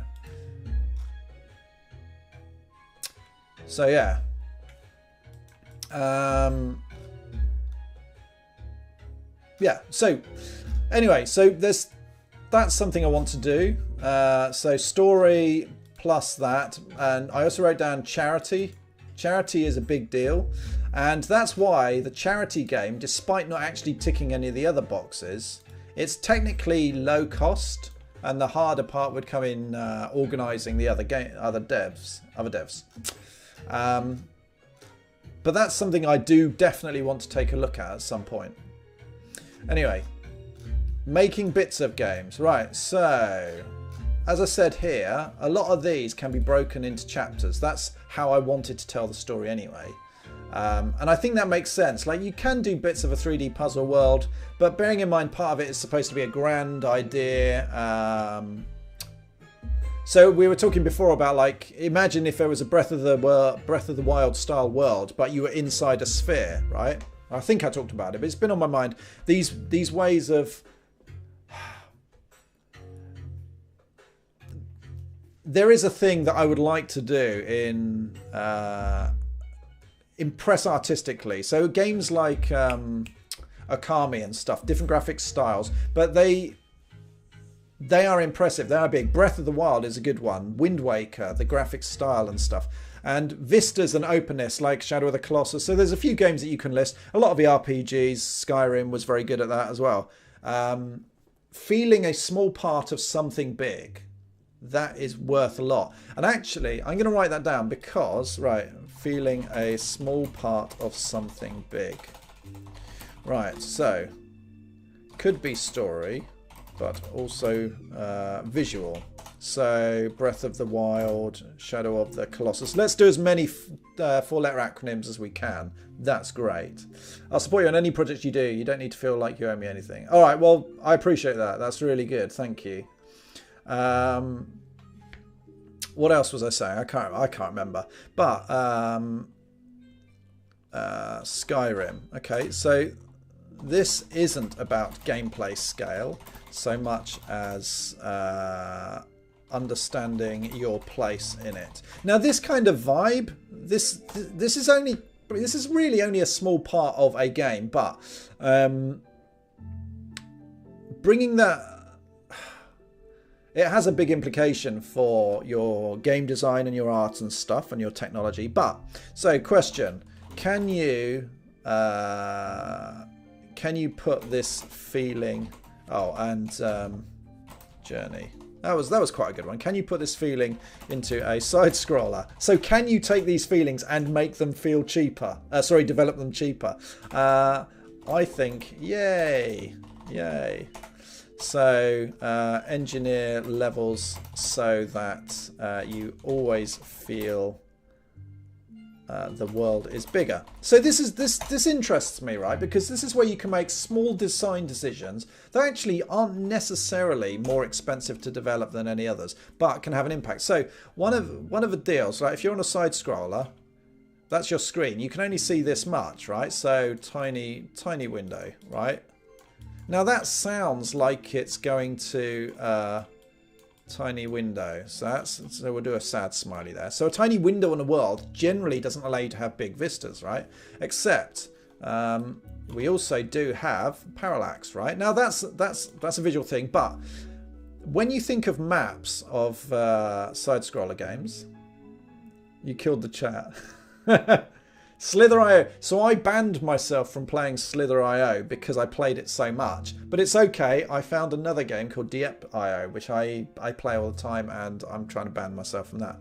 But so if we take a Super Metroid map, or a Castlevania map, or something like that, let's go and have a look. They are 2D as well. Super Metroid map. No, that's not it. Oh, I've clicked on the wrong thing. That's what I meant to do. Right, so they're 2D, right? And you can't really do much with that because the things in the distance, you never reach them because you're in a 2D plane, right? So what if your map was circular, right? Okay, so at any one point, you're seeing a small part of the world like this. Okay. And it's not uncommon for games to have you going in and out of the world, right? So there's that. Okay, so that means if we start doing stuff like this and we have an inner layer, right? If your world is like this, well, we've just solved a bit of a problem, right? So our level design is actually going to be relatively simple because this actually you'd map as a 2D plane. It just wraps, right? Once you hit the left, you go to the right. Yeah. Hello, Rob Lester. All right, dude. Yeah, nice shelf. That's just sitting there. Yeah, yeah. Thanks very much. And do you know what's interesting? I love this particular thing, right? Because obviously, if that's the way we've got our world set up, what you're seeing in the background is this other layer that you can get. So if you can start moving in and out and it's circular, right? Well, this background layer of parallax, it means something. It's somewhere you can travel. You could have a tower in the middle, right? And then right in the middle, there's... let's do another colour. Right in the middle, there's a solitary screen, which is of your big tower thing, right? But my point is that by making a deliberate decision early on to change how your map relates to, or the borders of the world relate to each other and the ability of going in and out, suddenly, the only time you're not going to have much to see is if you're, well, even if you're on the inner layer, you'll still be seeing out backwards. But that sort of thing satisfies a few issues, right? It allows me to start creating details. So let's say your story involves blowing up this tower. Well, you can see it changing in the world in the background. You've always anchored something. And I like that. I like that when a game has... I like when a game revisits areas. I like when a game revisits and has landmarks and stuff that change and grow, right? This is part of the highly detailed world, making it cohesive. All of these things I class as more intelligent artistic and gameplay design, and I like them because they're things that you can plan for very, very closely. There are a few games which go in and out of the foreground, background. Yeah, you're right. So it's not actually that uncommon. So you've got stuff like YouTube. What's the Axiom Verge? So this is a small example. Oh, not Axiom Verge. Damn it. Oh, I can't remember. I'm not gonna remember what it is. Yeah, but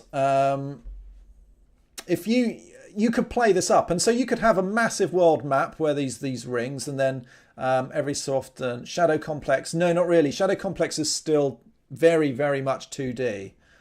You can shoot into and out of it, but we're talking like instead of the depth distance between the front and the back being, say, tens of meters, I'm talking about it being kilometers.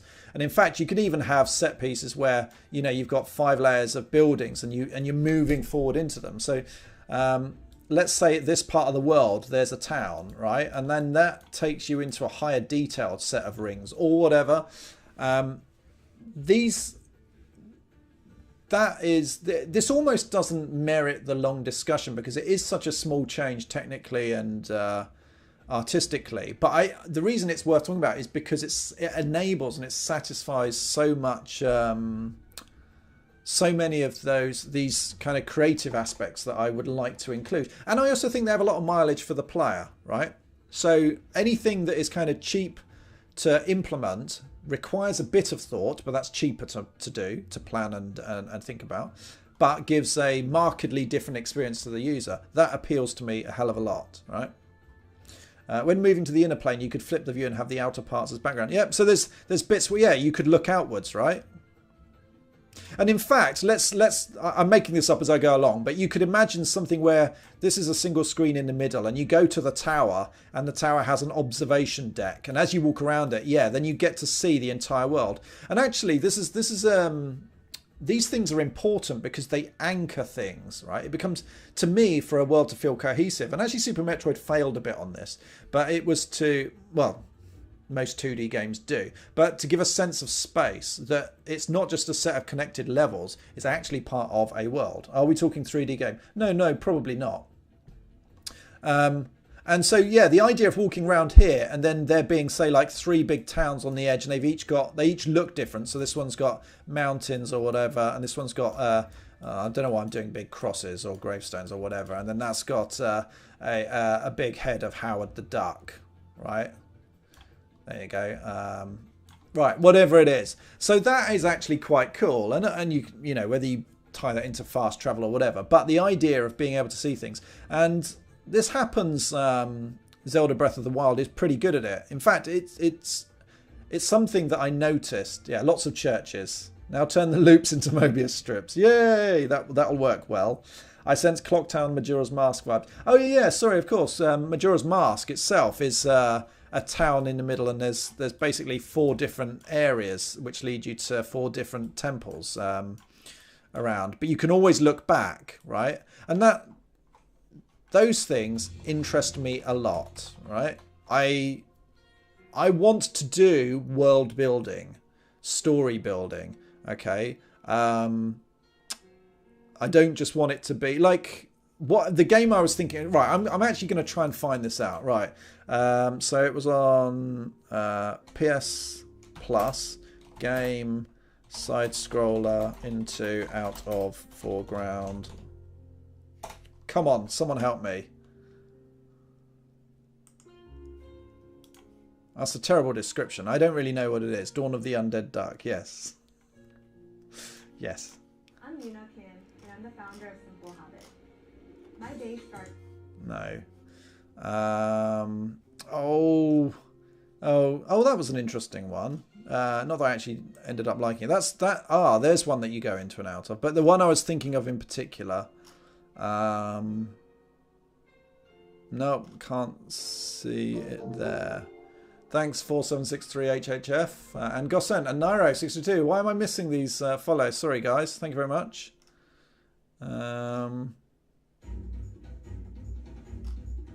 No, I can't see it there. It was a space setting. Whatever. Yeah, this one, Mutant Mud Super Challenge. I think this is one where you go into and out of the background. And I like it, right? Super Paper Mario has it. Oh, okay, yeah. Fair enough. So it's not that uncommon. There's no point me showing the other game about it. But, yeah, Apotheon was an interesting side-scroller. It went for a very distinct style, and I don't think it worked. As a game, I think it failed. Not because... Well, the style was... This is a very quick thing, so I'm just going to make a very quick point. This is where there's an interesting style. They've done something very different. But the trouble is, the style wasn't tweaked to make the game easier to play. Like, I found it a very noisy game. I couldn't actually work out what I wanted to do. Like, when you think of like something like Zelda, Super Mario, it's very clear which are foreground and background elements and stuff and what you should be doing. And here, I didn't find that the case. I actually got a bit overwhelmed by it. Anyway, get rid of that. So, I'll stop talking about that. Feeling a small part of something big. That appeals to me. Yes, we talked about that. So, talk about bits. Small, short things to do. So, what's on the table now? Right. So we've got some form of side scroller, charity game, something in diorama, something in Unity. Untitty. No, that's not right, is it?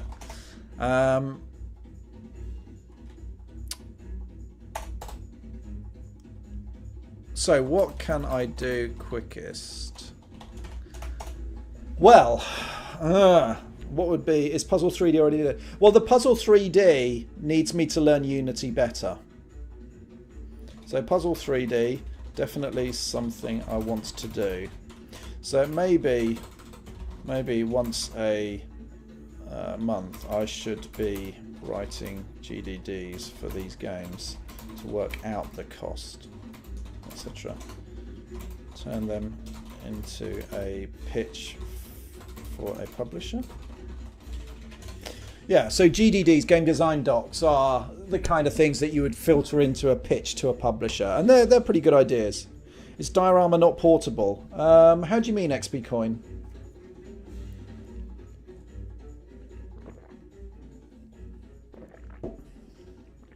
What's on the table now? Side scroller.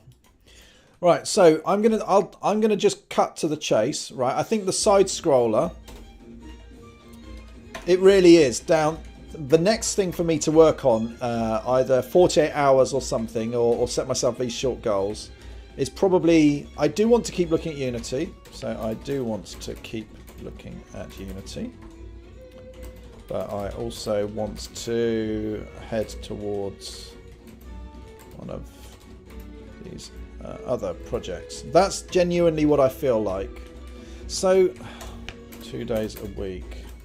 Is this enough to do 2 things? Maybe I learn Unity off stream. Don't recognise this music. Molduga Battle. Oh, I think I didn't get there.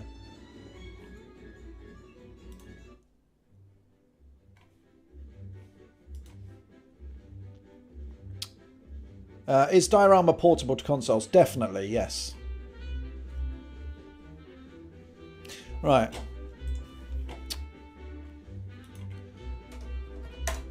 So, side scroller. If I was to do the side scroller, very cut down, small level, hyper detailed experiment, cutscene. Maybe not. Maybe not. Don't coordinate everything. Don't coordinate everything. Charity game. Hello, Black the Bard. Yeah, I mean, fortunately, diorama is really basic C++ and its graphical requirements aren't high, so it's not that diorama is a product that would get ported to console in its current format, but it is actually a good candidate for conversion, unlike others. So, charity game. All right, small investiture, large.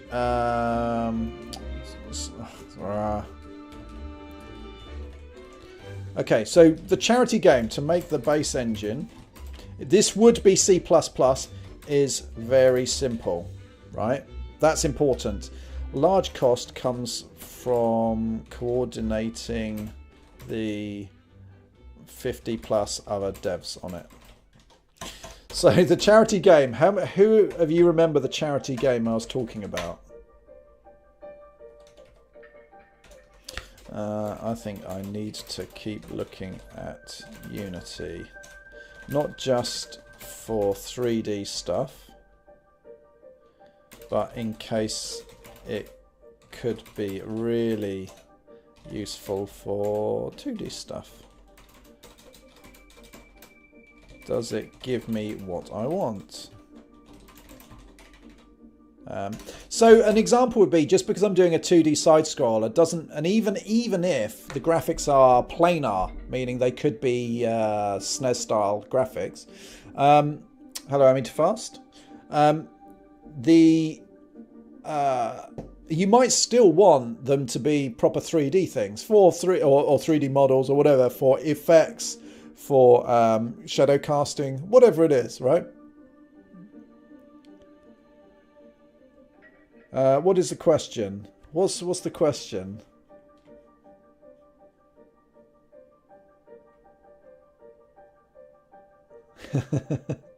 All right.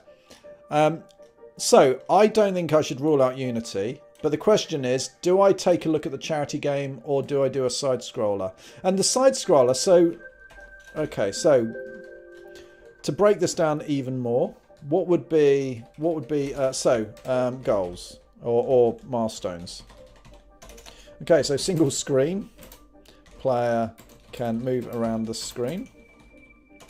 So that would be like a milestone 1, right? You just got a single screen, player can move around it. That is really like 2 days work, 4 days work, whatever it is. You need to load textures, load a map. So load a map, render it, have collision, very basic physics. Okay, so that would be the first one as an example. What does a charity mean? All right.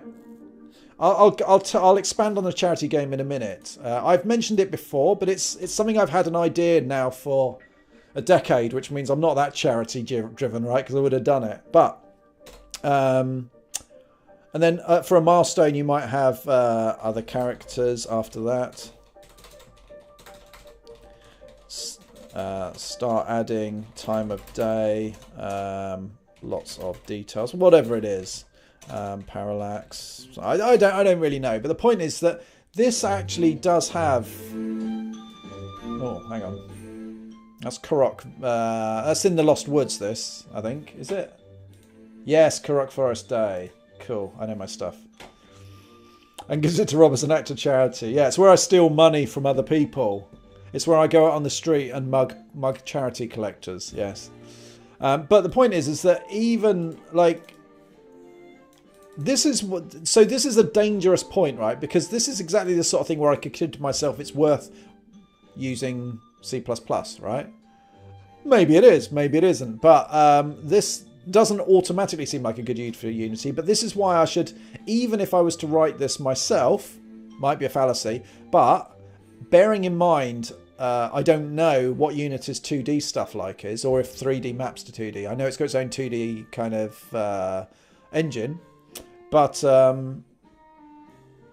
that's why I should keep looking at it, because this would be, the goal of this isn't to produce a releasable game. It's to show, does it satisfy me to make it, and does it hit my goals? Because in my mind, I can do amazing things, right? But that's like all of us can, in our mind, all of us can make an amazing film, right? Because I've seen enough films and I know about action sequences and I know about, plot structure. But actually, if you try and make it, it ain't going to happen, right? So not all of us are actually able to do the things we want. So I need to protect myself from that. Because what if it turns out I try to write stories and I'm rubbish at it, right? I'd rather know that sooner rather than later, and then I can choose to either improve, go on courses, or carry on and say the world is wrong and then write a big blog post on it and then get kicked off Steam or something like that. I don't know. Right. So what's the charity game? How many of you remember my charity game description? This is why I have to wait like 2 minutes because of some of you got slow connections. No, I won't. Right. So, charity game. Imagine that's your screen. Imagine dividing your screen up into a grid like that. Not a clue. Brilliant. No one remembers a blind word I ever spoke. Right. So divide your 1080p screen up into squares. Still no code? No, normal one. No code. Ever. And imagine if each one of these squares was itself a game. Right? Yeah, my grid drawing is amazing, right? So every one of these, there's a little box. It's got a little border. And inside is a little game. Now, what can you do in a little game like that? Well, you could do noughts and crosses or chess. Or, this is the design challenge for the developers, is that they would do a little side scroller or something and little guys running around. Now, like the platformance stuff, you can zoom in if you want more detail. Or you could have a little golf game, maybe 3D, 2D. It doesn't really matter. Whatever works, given they're going to be like 128 by 128 pixels, whatever. My 720p screen. Well, you're at fault there. If you buy this game, it comes with a 1080p monitor. But the point is here is that each of these, some of the games might be trivial and not even worth playing. Haha, we come back to that later. Or they themselves, like, imagine one of the games actually ends up being 2x2, right? So you've got a bit more real estate. Suddenly you could do a little Zelda Game Boy style game, right? Again, not technically that difficult, but you can worry more about the gameplay. What if a game was an odd shape like this? Maybe that's the golf game. Maybe we've got the golf here. And there's a guy with a club. All right, I probably shouldn't do this. And you've got your golf info down here, like wind speed, whatever. But generally, it's divided into a grid. And the big point here is that each game is developed by a different programmer. So if it's for charity and I make an API simple, I am pretty sure I could send this out to some pretty famous programmers who, in a couple of evenings over the course of a month, would do a game. So this game, just the whole idea is to sell it for charity. It's got loads of little games in it, and it's got some famous names attached to it. Not mine, because yeah. Well, that's the game, and then there's the meta game, right? So what can we do with this? Well, what if each of the games has got a different color border, right? So that's a red game. That could be a red game too. And that's a green game. So these, I would love to have lots of the meta game, right? So what if, when you're Zelda, you're playing your little Zelda game, you could have Donald Trump endorse it. Yes, that's probably the best idea ever. Get out. And what if the boss monster is an ice monster, right? So we've got a big growler. He's a big monster. He's got big teeth, which look rubbish. He's got eyes, and he's over there. There. Big monster. He's an ice monster. What if, to kill him, you have to rearrange to get all the red games around him? So if you slide that to the right, slide that down here, then this side here is going to become hot. So as an example, based on the color of the games next to you, it would change this game. So if you have the red things next to the edge, they become fiery, which allows you to push him back into the fire and kill him, right? What if the monster's strength is based on how well the computer's doing at tic-tac-toe, right? You may not even know this. You may have to work it out, right? So you may have to go and quickly, in a fight, go and jump through to here. Go and start playing this game. This is still running in the background, so you have to hide your character maybe over here. Go and play a game of noughts and crosses, which will weaken him. And then you rush back to this game while he's still moving around and go in and twat him then, right? What if there's a meta game where your character in this platformer can actually go into the golf game? What if there's, unbeknownst to you, but like these borders have got, like, some of them have got little ladders, and part of the game involves creating, like, when you take a ladder and connect it to the top, a little guy climbs down and starts walking around the games, on top of the games, and your job then is to rearrange them so that 5 guys can climb down and walk across and find a way to the bottom all at the same time. A bit like Lemmings, right? So yeah, those things interest me quite a lot. So the idea of making a game made up of other games, that's actually quite straightforward. And then the hard part is making sure other game devs stick to the restrictions in the virtual console and make the games, right? That's a logistical issue. And then the meta games, that would be another layer of work on top. Donald Trump's Chapter 11.5. I so don't know what that... What? I don't even know what the joke was. Sorry, mate. And that's the charity game, right? Now, this would have to be written in C++ because Because to run whatever it is, you could have 40 games plus running at once, and they need to be able to run quite quickly, right? So any game where you're not in total control of resources, CPU slicing, and you need that control. Plus, I'm going to be a complete pig here. Getting the games done in C++ would attract a certain kind of caliber of programmer that I think could stick within the constraints better. So that cheers me up. So that's the charity game. And probably because each game is too small to... So these are my thoughts. Because each game is too small to actually have a heads-up display or an OSD, have some of these that are reserved, like a 3x1 set of these that are reserved for whatever game is currently active. It's got your heads-up display on it, right? So that would change, and you could do things like have a scrolling message one or whatever it is. Hello, Zekrons. In diorama, right? Nah. Does all this mean you will stream Much Man, Super Duper, many more often than before?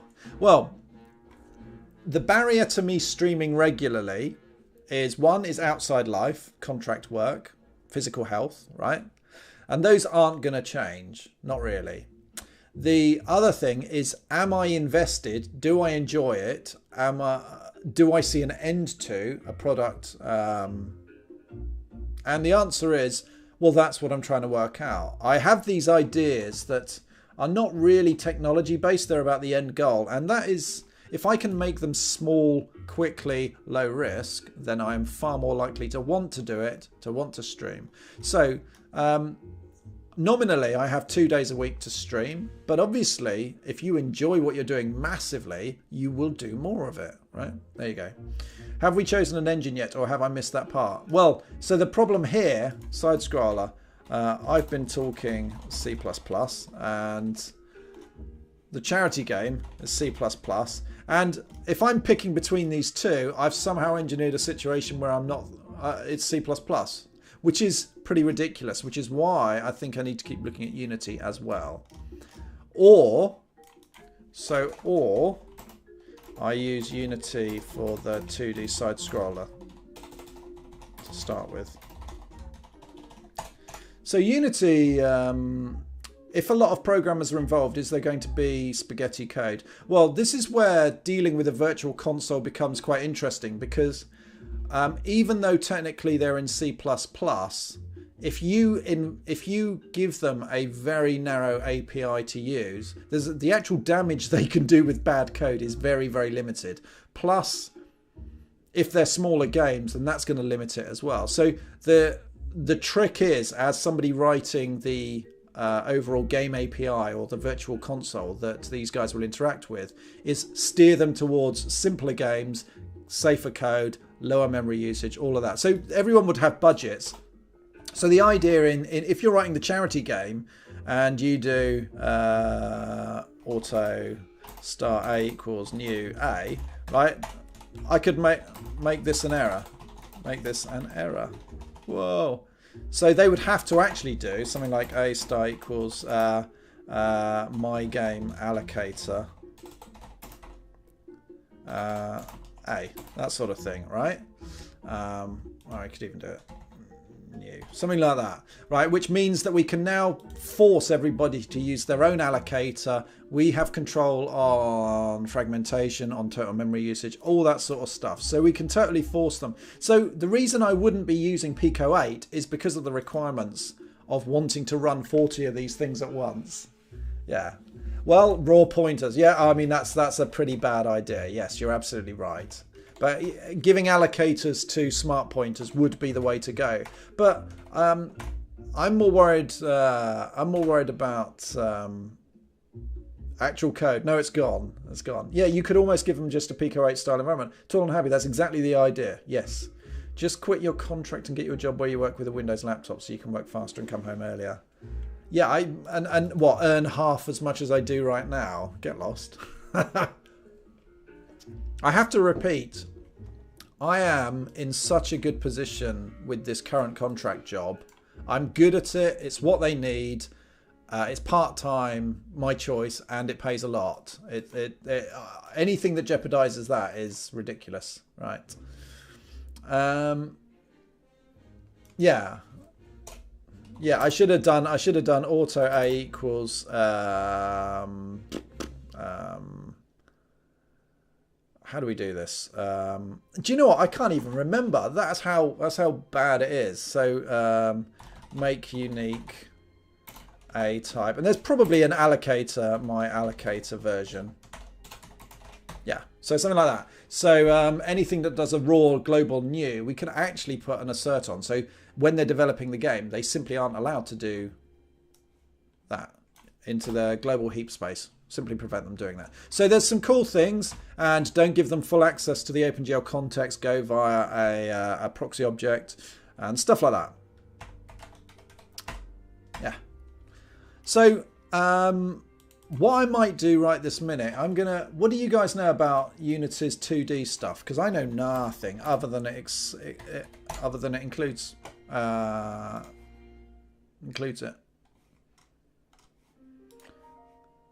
In Unity 4.3, we're launching our first set of 2D features. To complement this, we've constructed a demo project with these tools. Our 2D platformer is nicknamed Tower Bridge Defense. It depicts London's Tower Bridge in the midst of an alien So what I'd be interested here, physics-driven 2D sample level. Right, I'll shut him up. The thing that interests me, what do I need to gain from a 2D Unity thing? And that is player character control. Now, my limited experience of Unity, the 3D stuff. Oh, Make Unique has no allocator. You have to write your own Make Unique for custom allocators.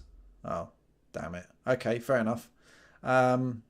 It's getting there slowly. It's decent enough if you're looking to quickly figure out where you want to go and if it's a long-term interest. Yeah, and if it's long-term interest. Yeah, so it seems viable. So my problem with Unity 3D is also the player control, right? These are incredibly subjective things that can totally change the style of gameplay, how it feels, player reactions, satisfaction, and just how much complex stuff you can do with it. So if you take a character like Mario, his control scheme is very complex, right? And I know that you can drag and drop in a player character behavior because I did it the other day on stream. But if you can't tweak it or overhaul it easily, then it's actually working against you. And I don't know. All I know is I've heard things that it's quite hard to do. But the 2D one could be straightforward. And I don't know.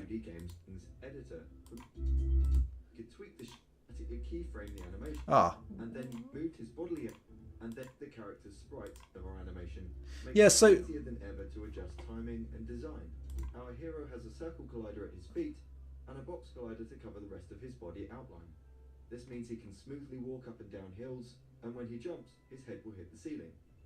In order to control the character and its animations, we wrote a script that moves him via 2D physics forces. This means that we can apply physics to him and the enemies during the game for more dynamic gameplay. In our player control script for the character, we check for player input. No. But I mean, he's got him running up and down. Things. Maybe I should let's just load up Unity and see what it does, right? I have no idea.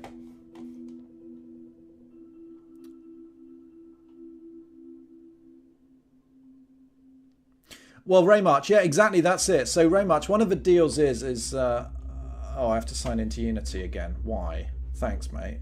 The fixed update function evaluates with each physics step. And the first thing we do with this is to feed the value of... Oh, hang on, I've just got to log in. ...speed parameter of our animator. The transition between idle and run in our simple state machine requires that the speed parameter is above 0.1. When it is, the animator blends from idle into the run state.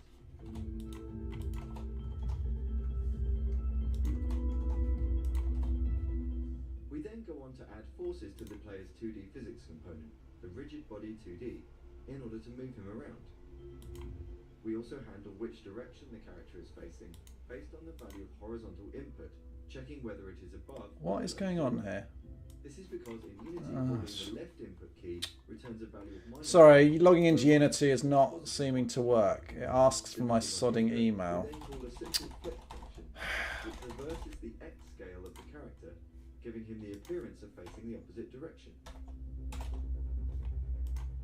To decide whether the player is grounded, we added a layer in Unity called Ground, and applied it to all of our walkable foreground surfaces. Okay, so... Alright, I have just managed to load up Unity. I need the loo. The ground layer is below the character's feet. Let's have a look. More easily, we created I do have a Unity account. a point at which to check for the ground. By adding a gizmo to this empty object. Right, well, I'm not going to leave that running while I go to loo. I will be back in a minute. Be right back.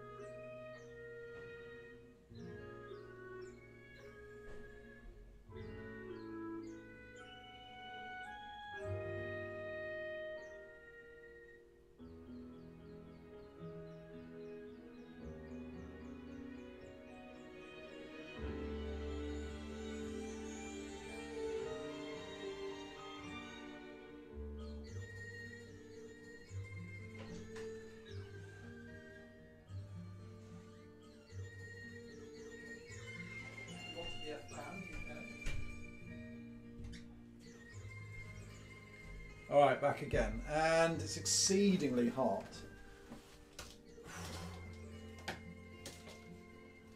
The trouble is, every time I open the windows, I dislodge about 200 dead spiders. It's my fault for keeping them there. Right.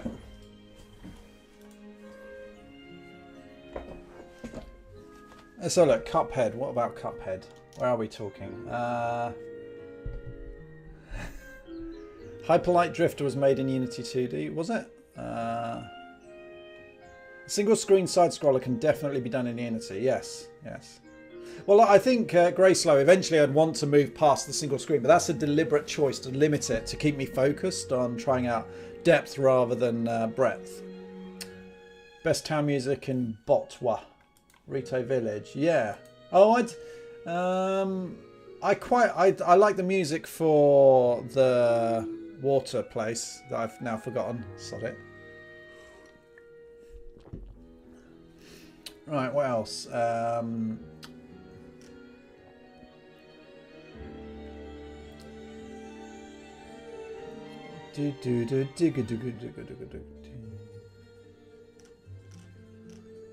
Cuphead was though right.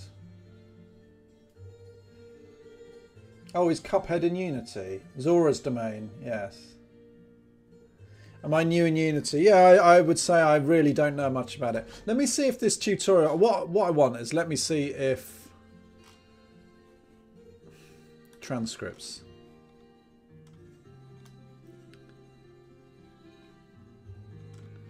What I'm hoping is that we can download this.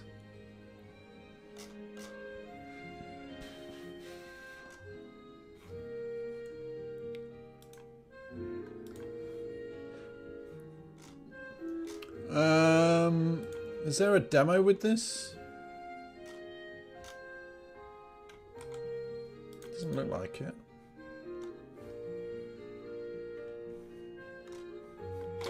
Hang on, I might actually have to listen to this. In Unity 4.3, we're launching our first set of 2D features. To complement this, we've constructed a demo project with these tools. Our 2D platformer is nicknamed Tower Bridge Defense. It depicts London's Tower Bridge in the midst of an alien invasion. It's a completely sprite-based, physics-driven 2D sample level that we hope will help you understand how 2D games are put together in Unity. This video will discuss the background and foreground construction, characters, effects, camera tracking, animation, and scripting used in the demo. To begin with, let's discuss the basics of working in 2D in Unity. Firstly, when working in 2D, you should set the editor behavior mode to 2D for various settings. This can be done when making a new project using the drop-down on the project wizard, or during a project by choosing Edit Project Settings Editor from the top menu. This means that by default, textures will be imported as sprites, and the scene view will default to 2D mode. This new mode gives you a completely orthographic view in which to construct 2D games. It also hides the usual 3D gizmo in the top right of the view, giving you more space to work in. Aside from these settings, the workflows for 2D have been designed to mirror existing Unity approaches to 3D game creation. You can download in the marketplace in Unity. Oh, thanks. That's very useful. Alright, let's go and have a look. Unity Asset Store. Alright, what was this called? 2D Game Development Walkthrough. Let's do a search for that.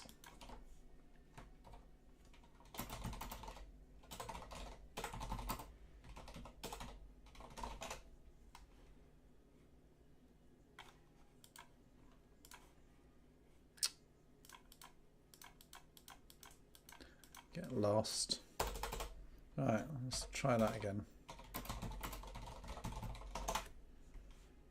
Nope.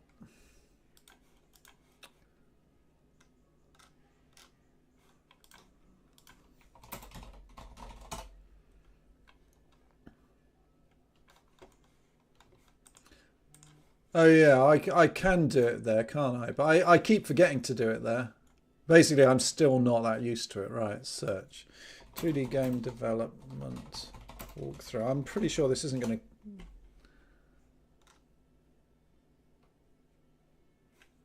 No. Maybe the game's got a name itself.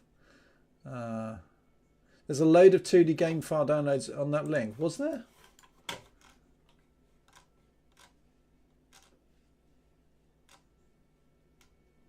I'm not sure there are a load of download links. Like, I mean, it takes me back here, but it doesn't have a link, as from what I can see.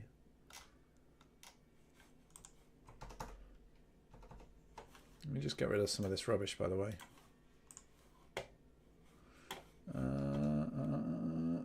Let's hide that. Oh, you're prat. I've actually managed to close the window. That was stupid. You have to go to the sessions. Sorry. Yeah, but I mean, if I go here, what am I missing? Is there a button somewhere else? Or do I have to go here?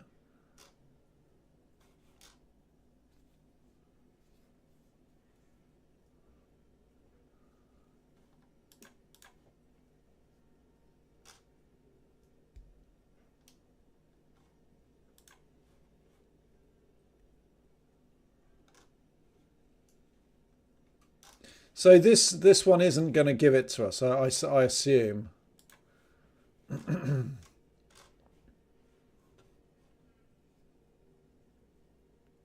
Oh, sorry. I could well believe I've missed something, so it's worth me searching. To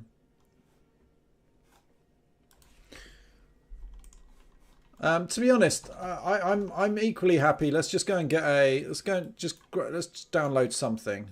All right, doesn't really matter what. What the hell? Okay, 2D tutorial. Fine. That's got a pew pew. No, that sounds awful. 2D online platformer. 2D endless space game. No, just give me game tutorial generator. Okay. Oh, come on.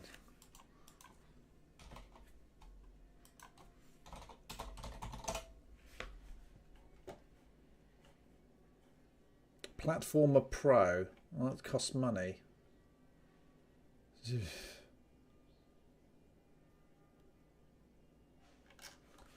Do I have to... Oh, I hate this store. It's just so rubbishly laid out. That's my considered opinion after using it. And I'm never wrong.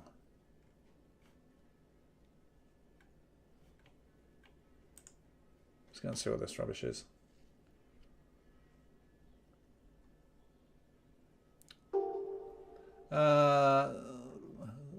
Sarah Donamara, thanks for following. Oh, I missed 4763HHF. Did I say? Oh, yeah. Thanks for following.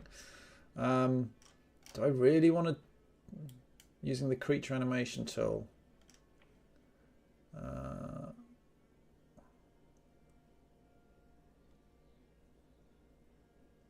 That sounds overly complex. I just want something simple. All right. Oh, I'm going to regret this, aren't I? The fact that it's called Pew Pew doesn't really inspire me, but... Oh, he's got me a link. Fantastic.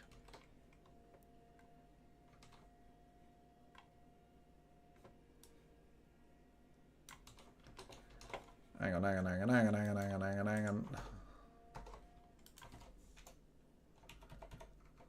Does that work?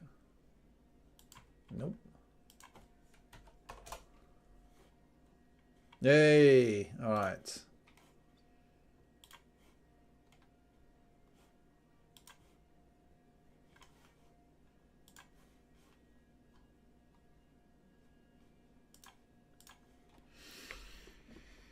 All right.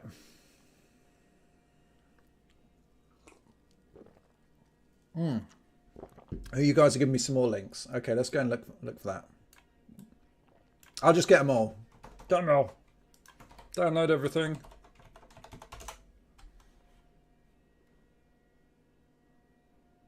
Yay!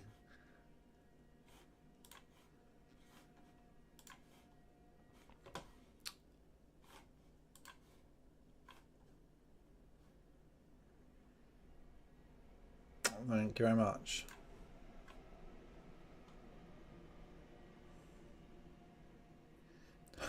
I see clear reference to GNU Linux. No, you're wrong. All right.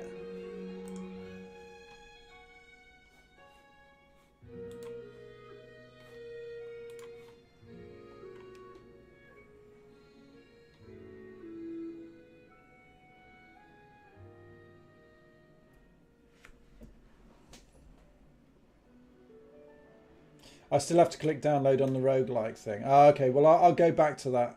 But I've got the one I no, I don't think I did actually, but I've got the one that I wanted anyway because it matches the tutorial. Right. Oh, this looks good, doesn't it? Oh, it's an import package. Oh, flipping heck, it's not an actual. There we go. Is that going to work?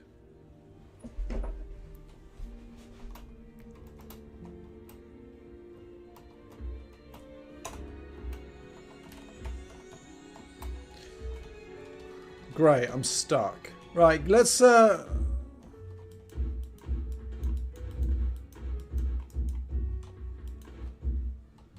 right, well that was rubbish. That's immediately uninspiring.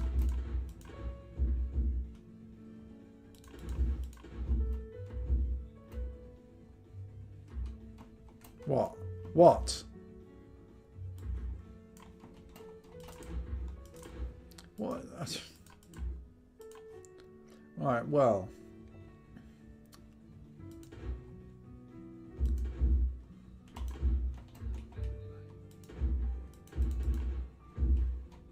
Right, well this has all of the fun of a painful trip to the toilet. But, right, what does it show? Honestly, I have no idea. Well, it shows that... so let's go and have a look and see how hard it is to update things. So there is a main point here in that we should probably stick in 3D. Oh, I see. It just doesn't... It doesn't have a game cycle. Right, but let's go and have a look. Main foregrounds. Platform bridge.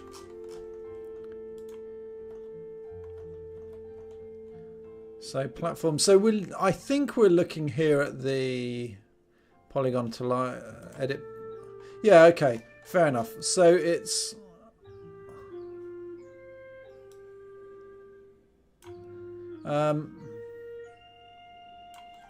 let's try that. Yeah. So okay, so the ability to create a change the collision mesh, that is quite a big deal actually. Now I could imagine that this Unity has all sorts of problems, or they haven't really factored in. Oh, the character control on this is awful. Just so imprecise after coming off of SNES games and stuff. I can imagine, like, if you wanted different creatures with dealing with different collisions. Like, what the hell was that jump? How did I manage a super jump? That is awful. Really, really. Everything goes against everything I want about precise control. It feels like arse. And this reminds me of the kind of horrible kind of Flash-based games. It's not really fair to criticise Flash, but I will anyway.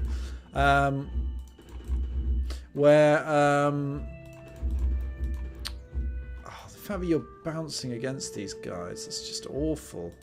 I know that you can set up collision groups and stuff, but anyway, if you want to go 2D, you should definitely check out Godot Engine. Well, I kind of, at this early stage, I don't really want to broaden the range of engines I'm trying to learn. I think I should probably stick with Unity and find out stuff, because as I said, like, there's probably like collision groups to deal with this. I think it's important for me. How am I jumping so high? What is going on with this physics?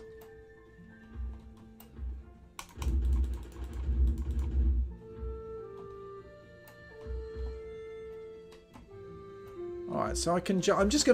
I can jump as high as that. Alright.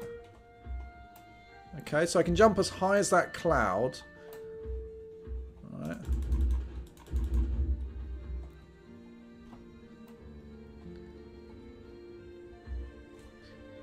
So I basically want to get a feel for what's rubbish about this. Actually, let me pause this and change the collider. So let's go and stick this back, because I did obviously balls this up.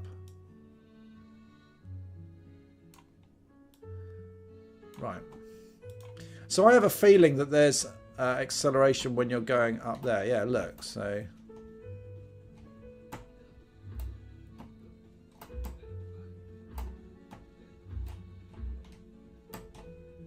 I mean, look, I'm from down here, I'm jumping nearly as high.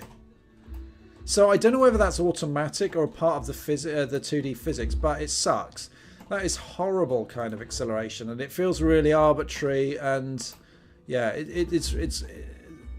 that immediately worries me, because it's very similar to the problems you have in 3D. I mean, look at that. That is just, that's not fun.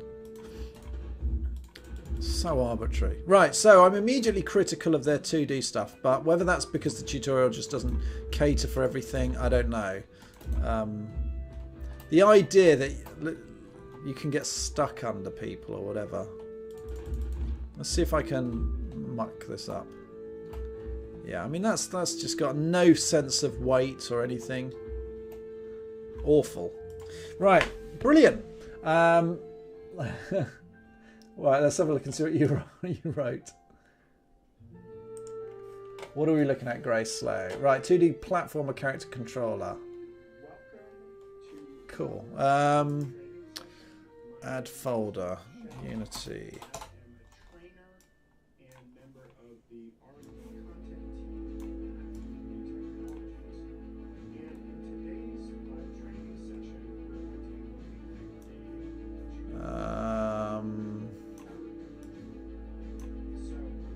Sods up, balls that one up.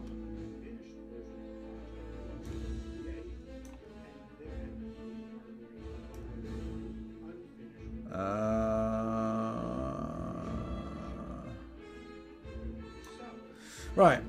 Okay, I'll check that one out later, because I'm probably going to start wrapping up the store. What I've done, so what's nice about Unity, right, is that it does have the collision stuff, and this polygon collider, right, that is really useful.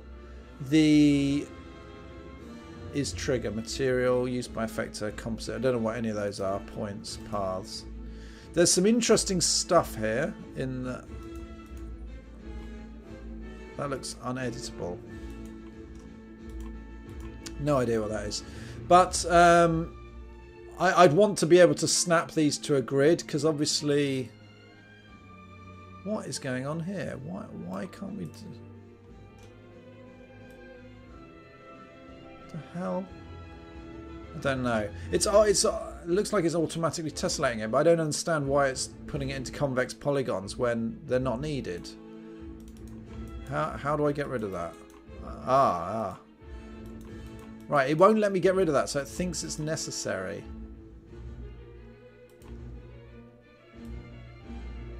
That is weird. So it seems important that it tessellates. Yeah, it creates convex polygons, but 1, 2, 3, 4, 5. 1, 2, 3, 4, 5. Maybe there's a maximum. Oh, that would be a funny thing. Look. So by having this non-useful thing, we've actually reduced the number of polys. Oh, it's because that's convex. Yeah, I can kind of understand that, but that is rubbish. Alright, okay. Fascinating. Isn't this project years out of date? It is. Oh, okay. Right, if you want to go 2D, you should definitely check out God Art Engine. I'll put a link to it, but as I said, I'm probably not going to look at that for now. I'm actually going to stick that with Unity, because I'll rename that. Stuff. What I learn. Alright. Alright, what else? It's probably just their controller being wonky. Look at the actual code before you judge the Cortex. Yes, you're right. Yes. It's before the collision detection advanced, I think. Okay, cool. Well, I'm glad. The thing is, right, is that being able to... Writing a good character controller is something that you do once, right? So the cost of getting a good character controller is paid once. So I'll just repeat myself needlessly there. That adds emphasis, right? However, designing and tweaking levels is an ongoing cost. So the fact that you can create those things and just drag around these is brilliant, right? However, Polygon Collider 2D. So Unity Polygon Collider 2D snap to grid. Can we do? Didn't type it. Unity Polygon Collider snap to grid. Oh, I didn't put 2D in. Okay, well that seems... Can I get 2D? So one of the things I would be looking for is I would want to be... Yeah, you see this game here. It's got like axis aligned walls, 45 degrees. And I actually prefer platformers that have those really obviously discrete angles for the platforms. The kind of free-form flowing games, don't ask me why, it doesn't interest me. And I also think it leads, like especially if physics are involved, it leads to really arbitrary rules. And arbitrary rules, like if this slope is 5 degrees and this one's 6 degrees, and that launches me at a high enough velocity to make a jump that you can't at 5 degrees. Those are making the gameplay, the player's reasoning about the state of the world and what is achievable becomes very arbitrary, because I can't visually tell the difference between a 5 degree and a 6 degree angle, but I can certainly tell one of them will help me make a jump and the other one won't. And you'd be like, well, that's rubbish. Right.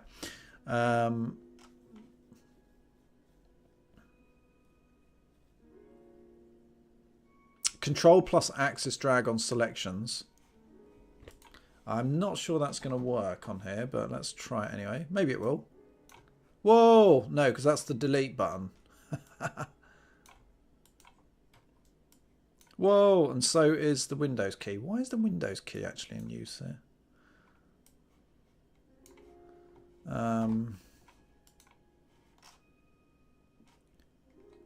Yeah, that's not quite right.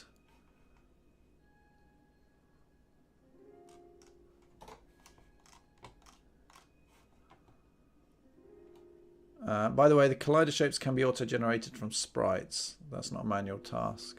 Oh, okay, so that might have been auto-generated. That sounds awful for what I'd want to do. See, that hasn't... That... Hang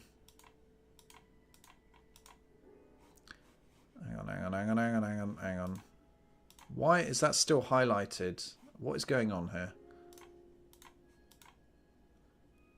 It's got the foregrounds. Oh, okay, because...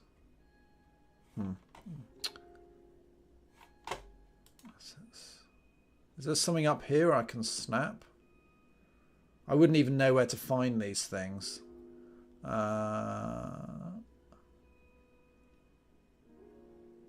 What?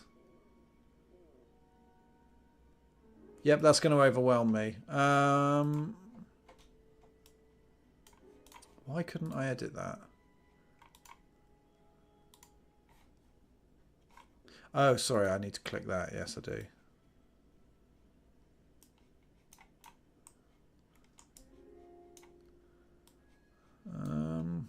Yeah, shift. It's making no difference. Control is for delete, as is the Windows key. That's very odd.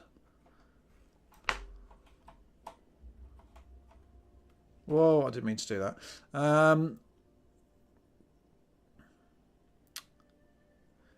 But why do you care about the way it's tessellated? Very much. To be honest, I generally don't. But as an aside, that a badly tessellated object like was showing there means it's got more stuff to check, right? If you've got to check against 50 polygons when you might only need to check against 30, you know, that's a mind. It's not really a big deal. It was just one of the things where I saw it, it was odd, and it was like, It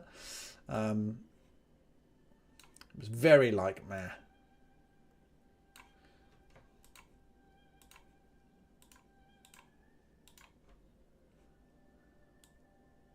That is weird.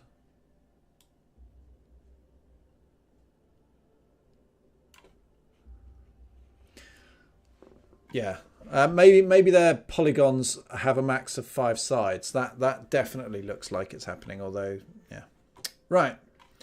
I can't get that to snap, so that's a big deal for me.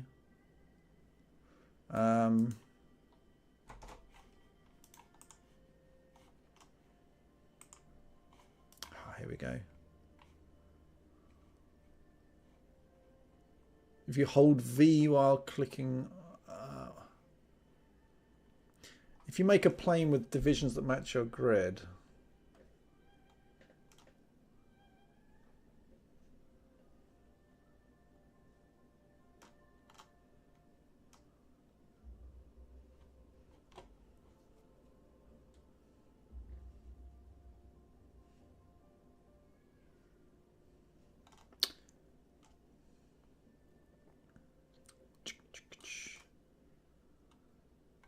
Nope.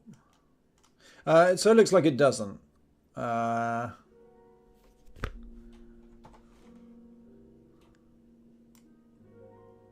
that's unsurprisingly not it. Okay, so there's something to be fixed there. It's not actually a problem to start with. I'll look at that tutorial for the character controller.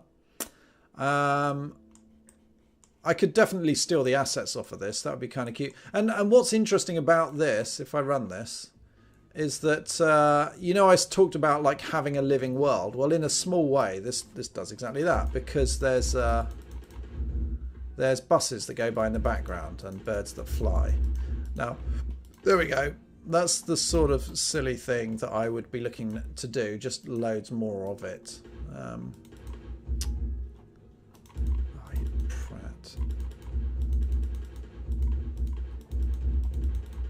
Look, I can shoot things. All right, so I definitely will carry on.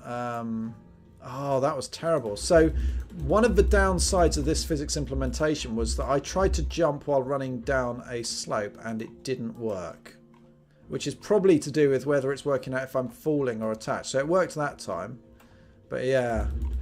So games like Super Metroid and Mario, the moment you go down on a slight slope, you don't float, you're still technically attached. See, I could jump then, but whoa.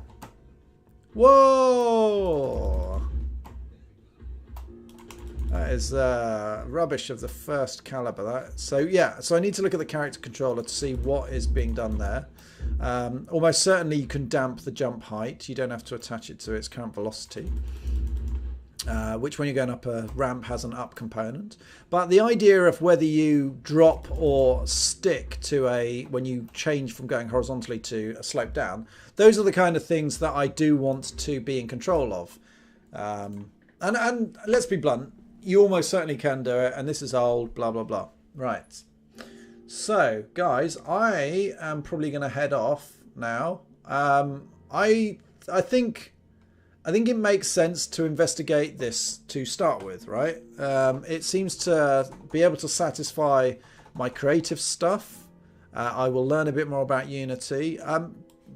The big deal about... You see, the thing that could kill using Unity on any project is if you cannot make the main character fun and responsive the way you want to. I have heard enough to know that it's not always trivial to do that, but then I've played games like... what's it called?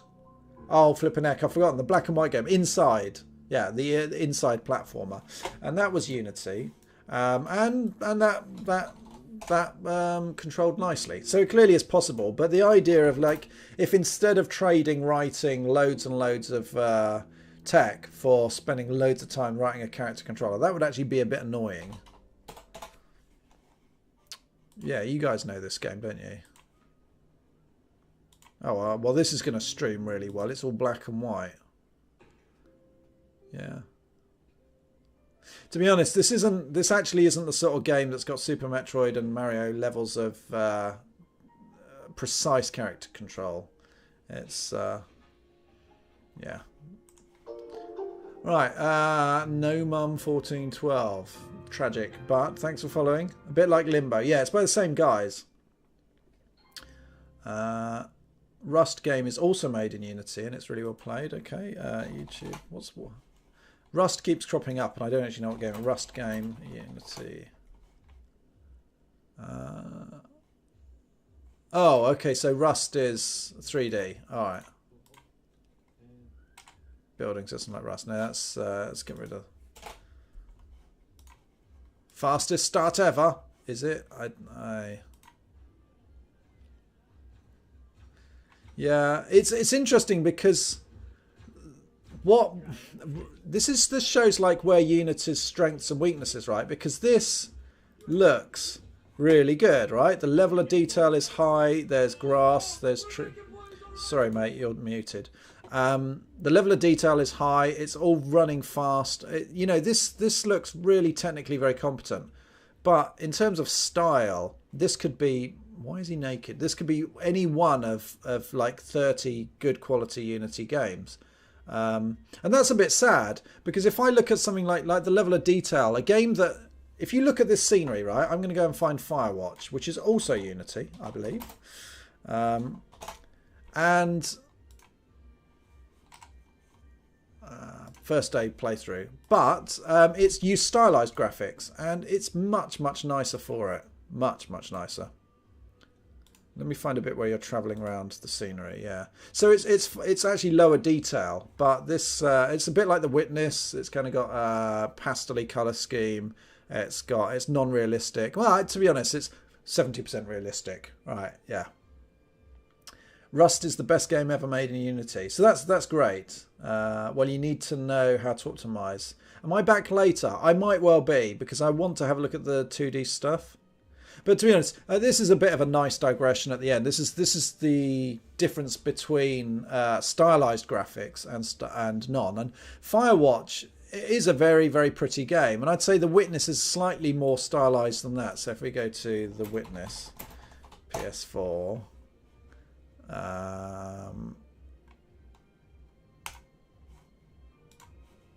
Let's get you out into the garden. Yeah, so this is even more pastel-y, and it's quite low poly in many cases, but I think it's got a wonderful style. I just like it, but then I always like... And Overwatch is a bit similar, but it allows for like really good contrasting colour because you're not worrying about realism. right? So you're in full control of all of this, and art direction is a really big deal. And Rust, I would say, is very low on the art direction scale and looks accordingly. It's still a good game and it still looks good, but I am more interested in these more stylized games. I also think these things age better. Different expectations and all that. Oh, don't want to look at the puzzles. Yeah. It's interesting because The Witness is the sort of game that could have been done in Unity. Whether you'd want to or not, I have no idea. Right. What are we looking at now? What's this? Super Lucky's Tale. Oh, this is the Xbox. Yeah. I'll tell you what's interesting about this is that this is the kind of bright platformer palette and it uses the rounded stuff and all that. But I actually think this is less charming. Like, this feels a bit more like this style by numbers. So if I go back, I remember looking at Jak and Daxter. Jak and Daxter. Oh, man. Jak and Saxter. That's exactly what I meant to write. Oh, this is interesting. Why is it PS4 versus PS3? Oh, PS2, surely. PS2 versus PS4. I don't know about the remake. Let's go and have a look. Oh my goodness, they've got PS4, PS3, Vita and PS2. That's crazy. Oh, I so should buy this. Actually, this is terrible because they're not moving. Come on. I'm still going to look at it in PS2. Yeah, so the start of the game has a really nice fly through, I think. Yeah, so actually I think this is whatever. Just wanted to show you what's possible. Okay, so I'm missing a conversation, but that's okay. I think Unity is good for indie studios. Yep. Yeah. Yeah, Jak and Daxter. This is PS... Oh, no, this is the HD remake. Okay, okay. But anyway, charm, style, these are important to me. High-res fidelity graphics, not so much. Guys, I'm going to head off. Is there anyone I can host who's looking interesting? I probably will be back later today. I'm going to go and do some gardening and eating. We've got Wheeze. We've got... Actually, I'm not sure I recognise anyone else here.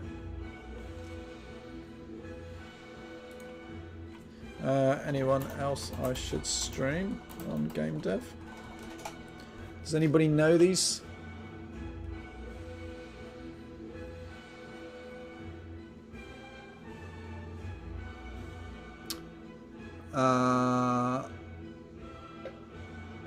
Wobbly Trout. I think I know that name. I may have looked at him before. So Wheeze does good. He's all right on his game as well. But I'm interested in finding somebody else. Someone's knitting there.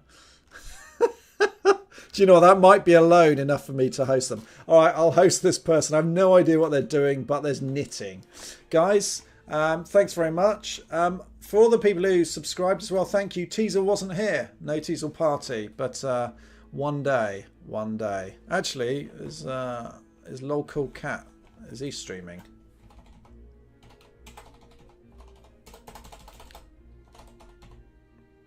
I'm spelling it wrong. Is that the right? Have I spelled it right?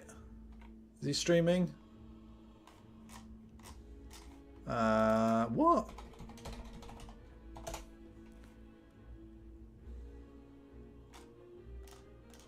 Oh, he's offline. All right, I won't stream that. All right, guys. Thank you, Emmy. That's great. Yeah, I'm an old. Look at the grey in that. I'm old. All right. See you later, guys. Thank you very much.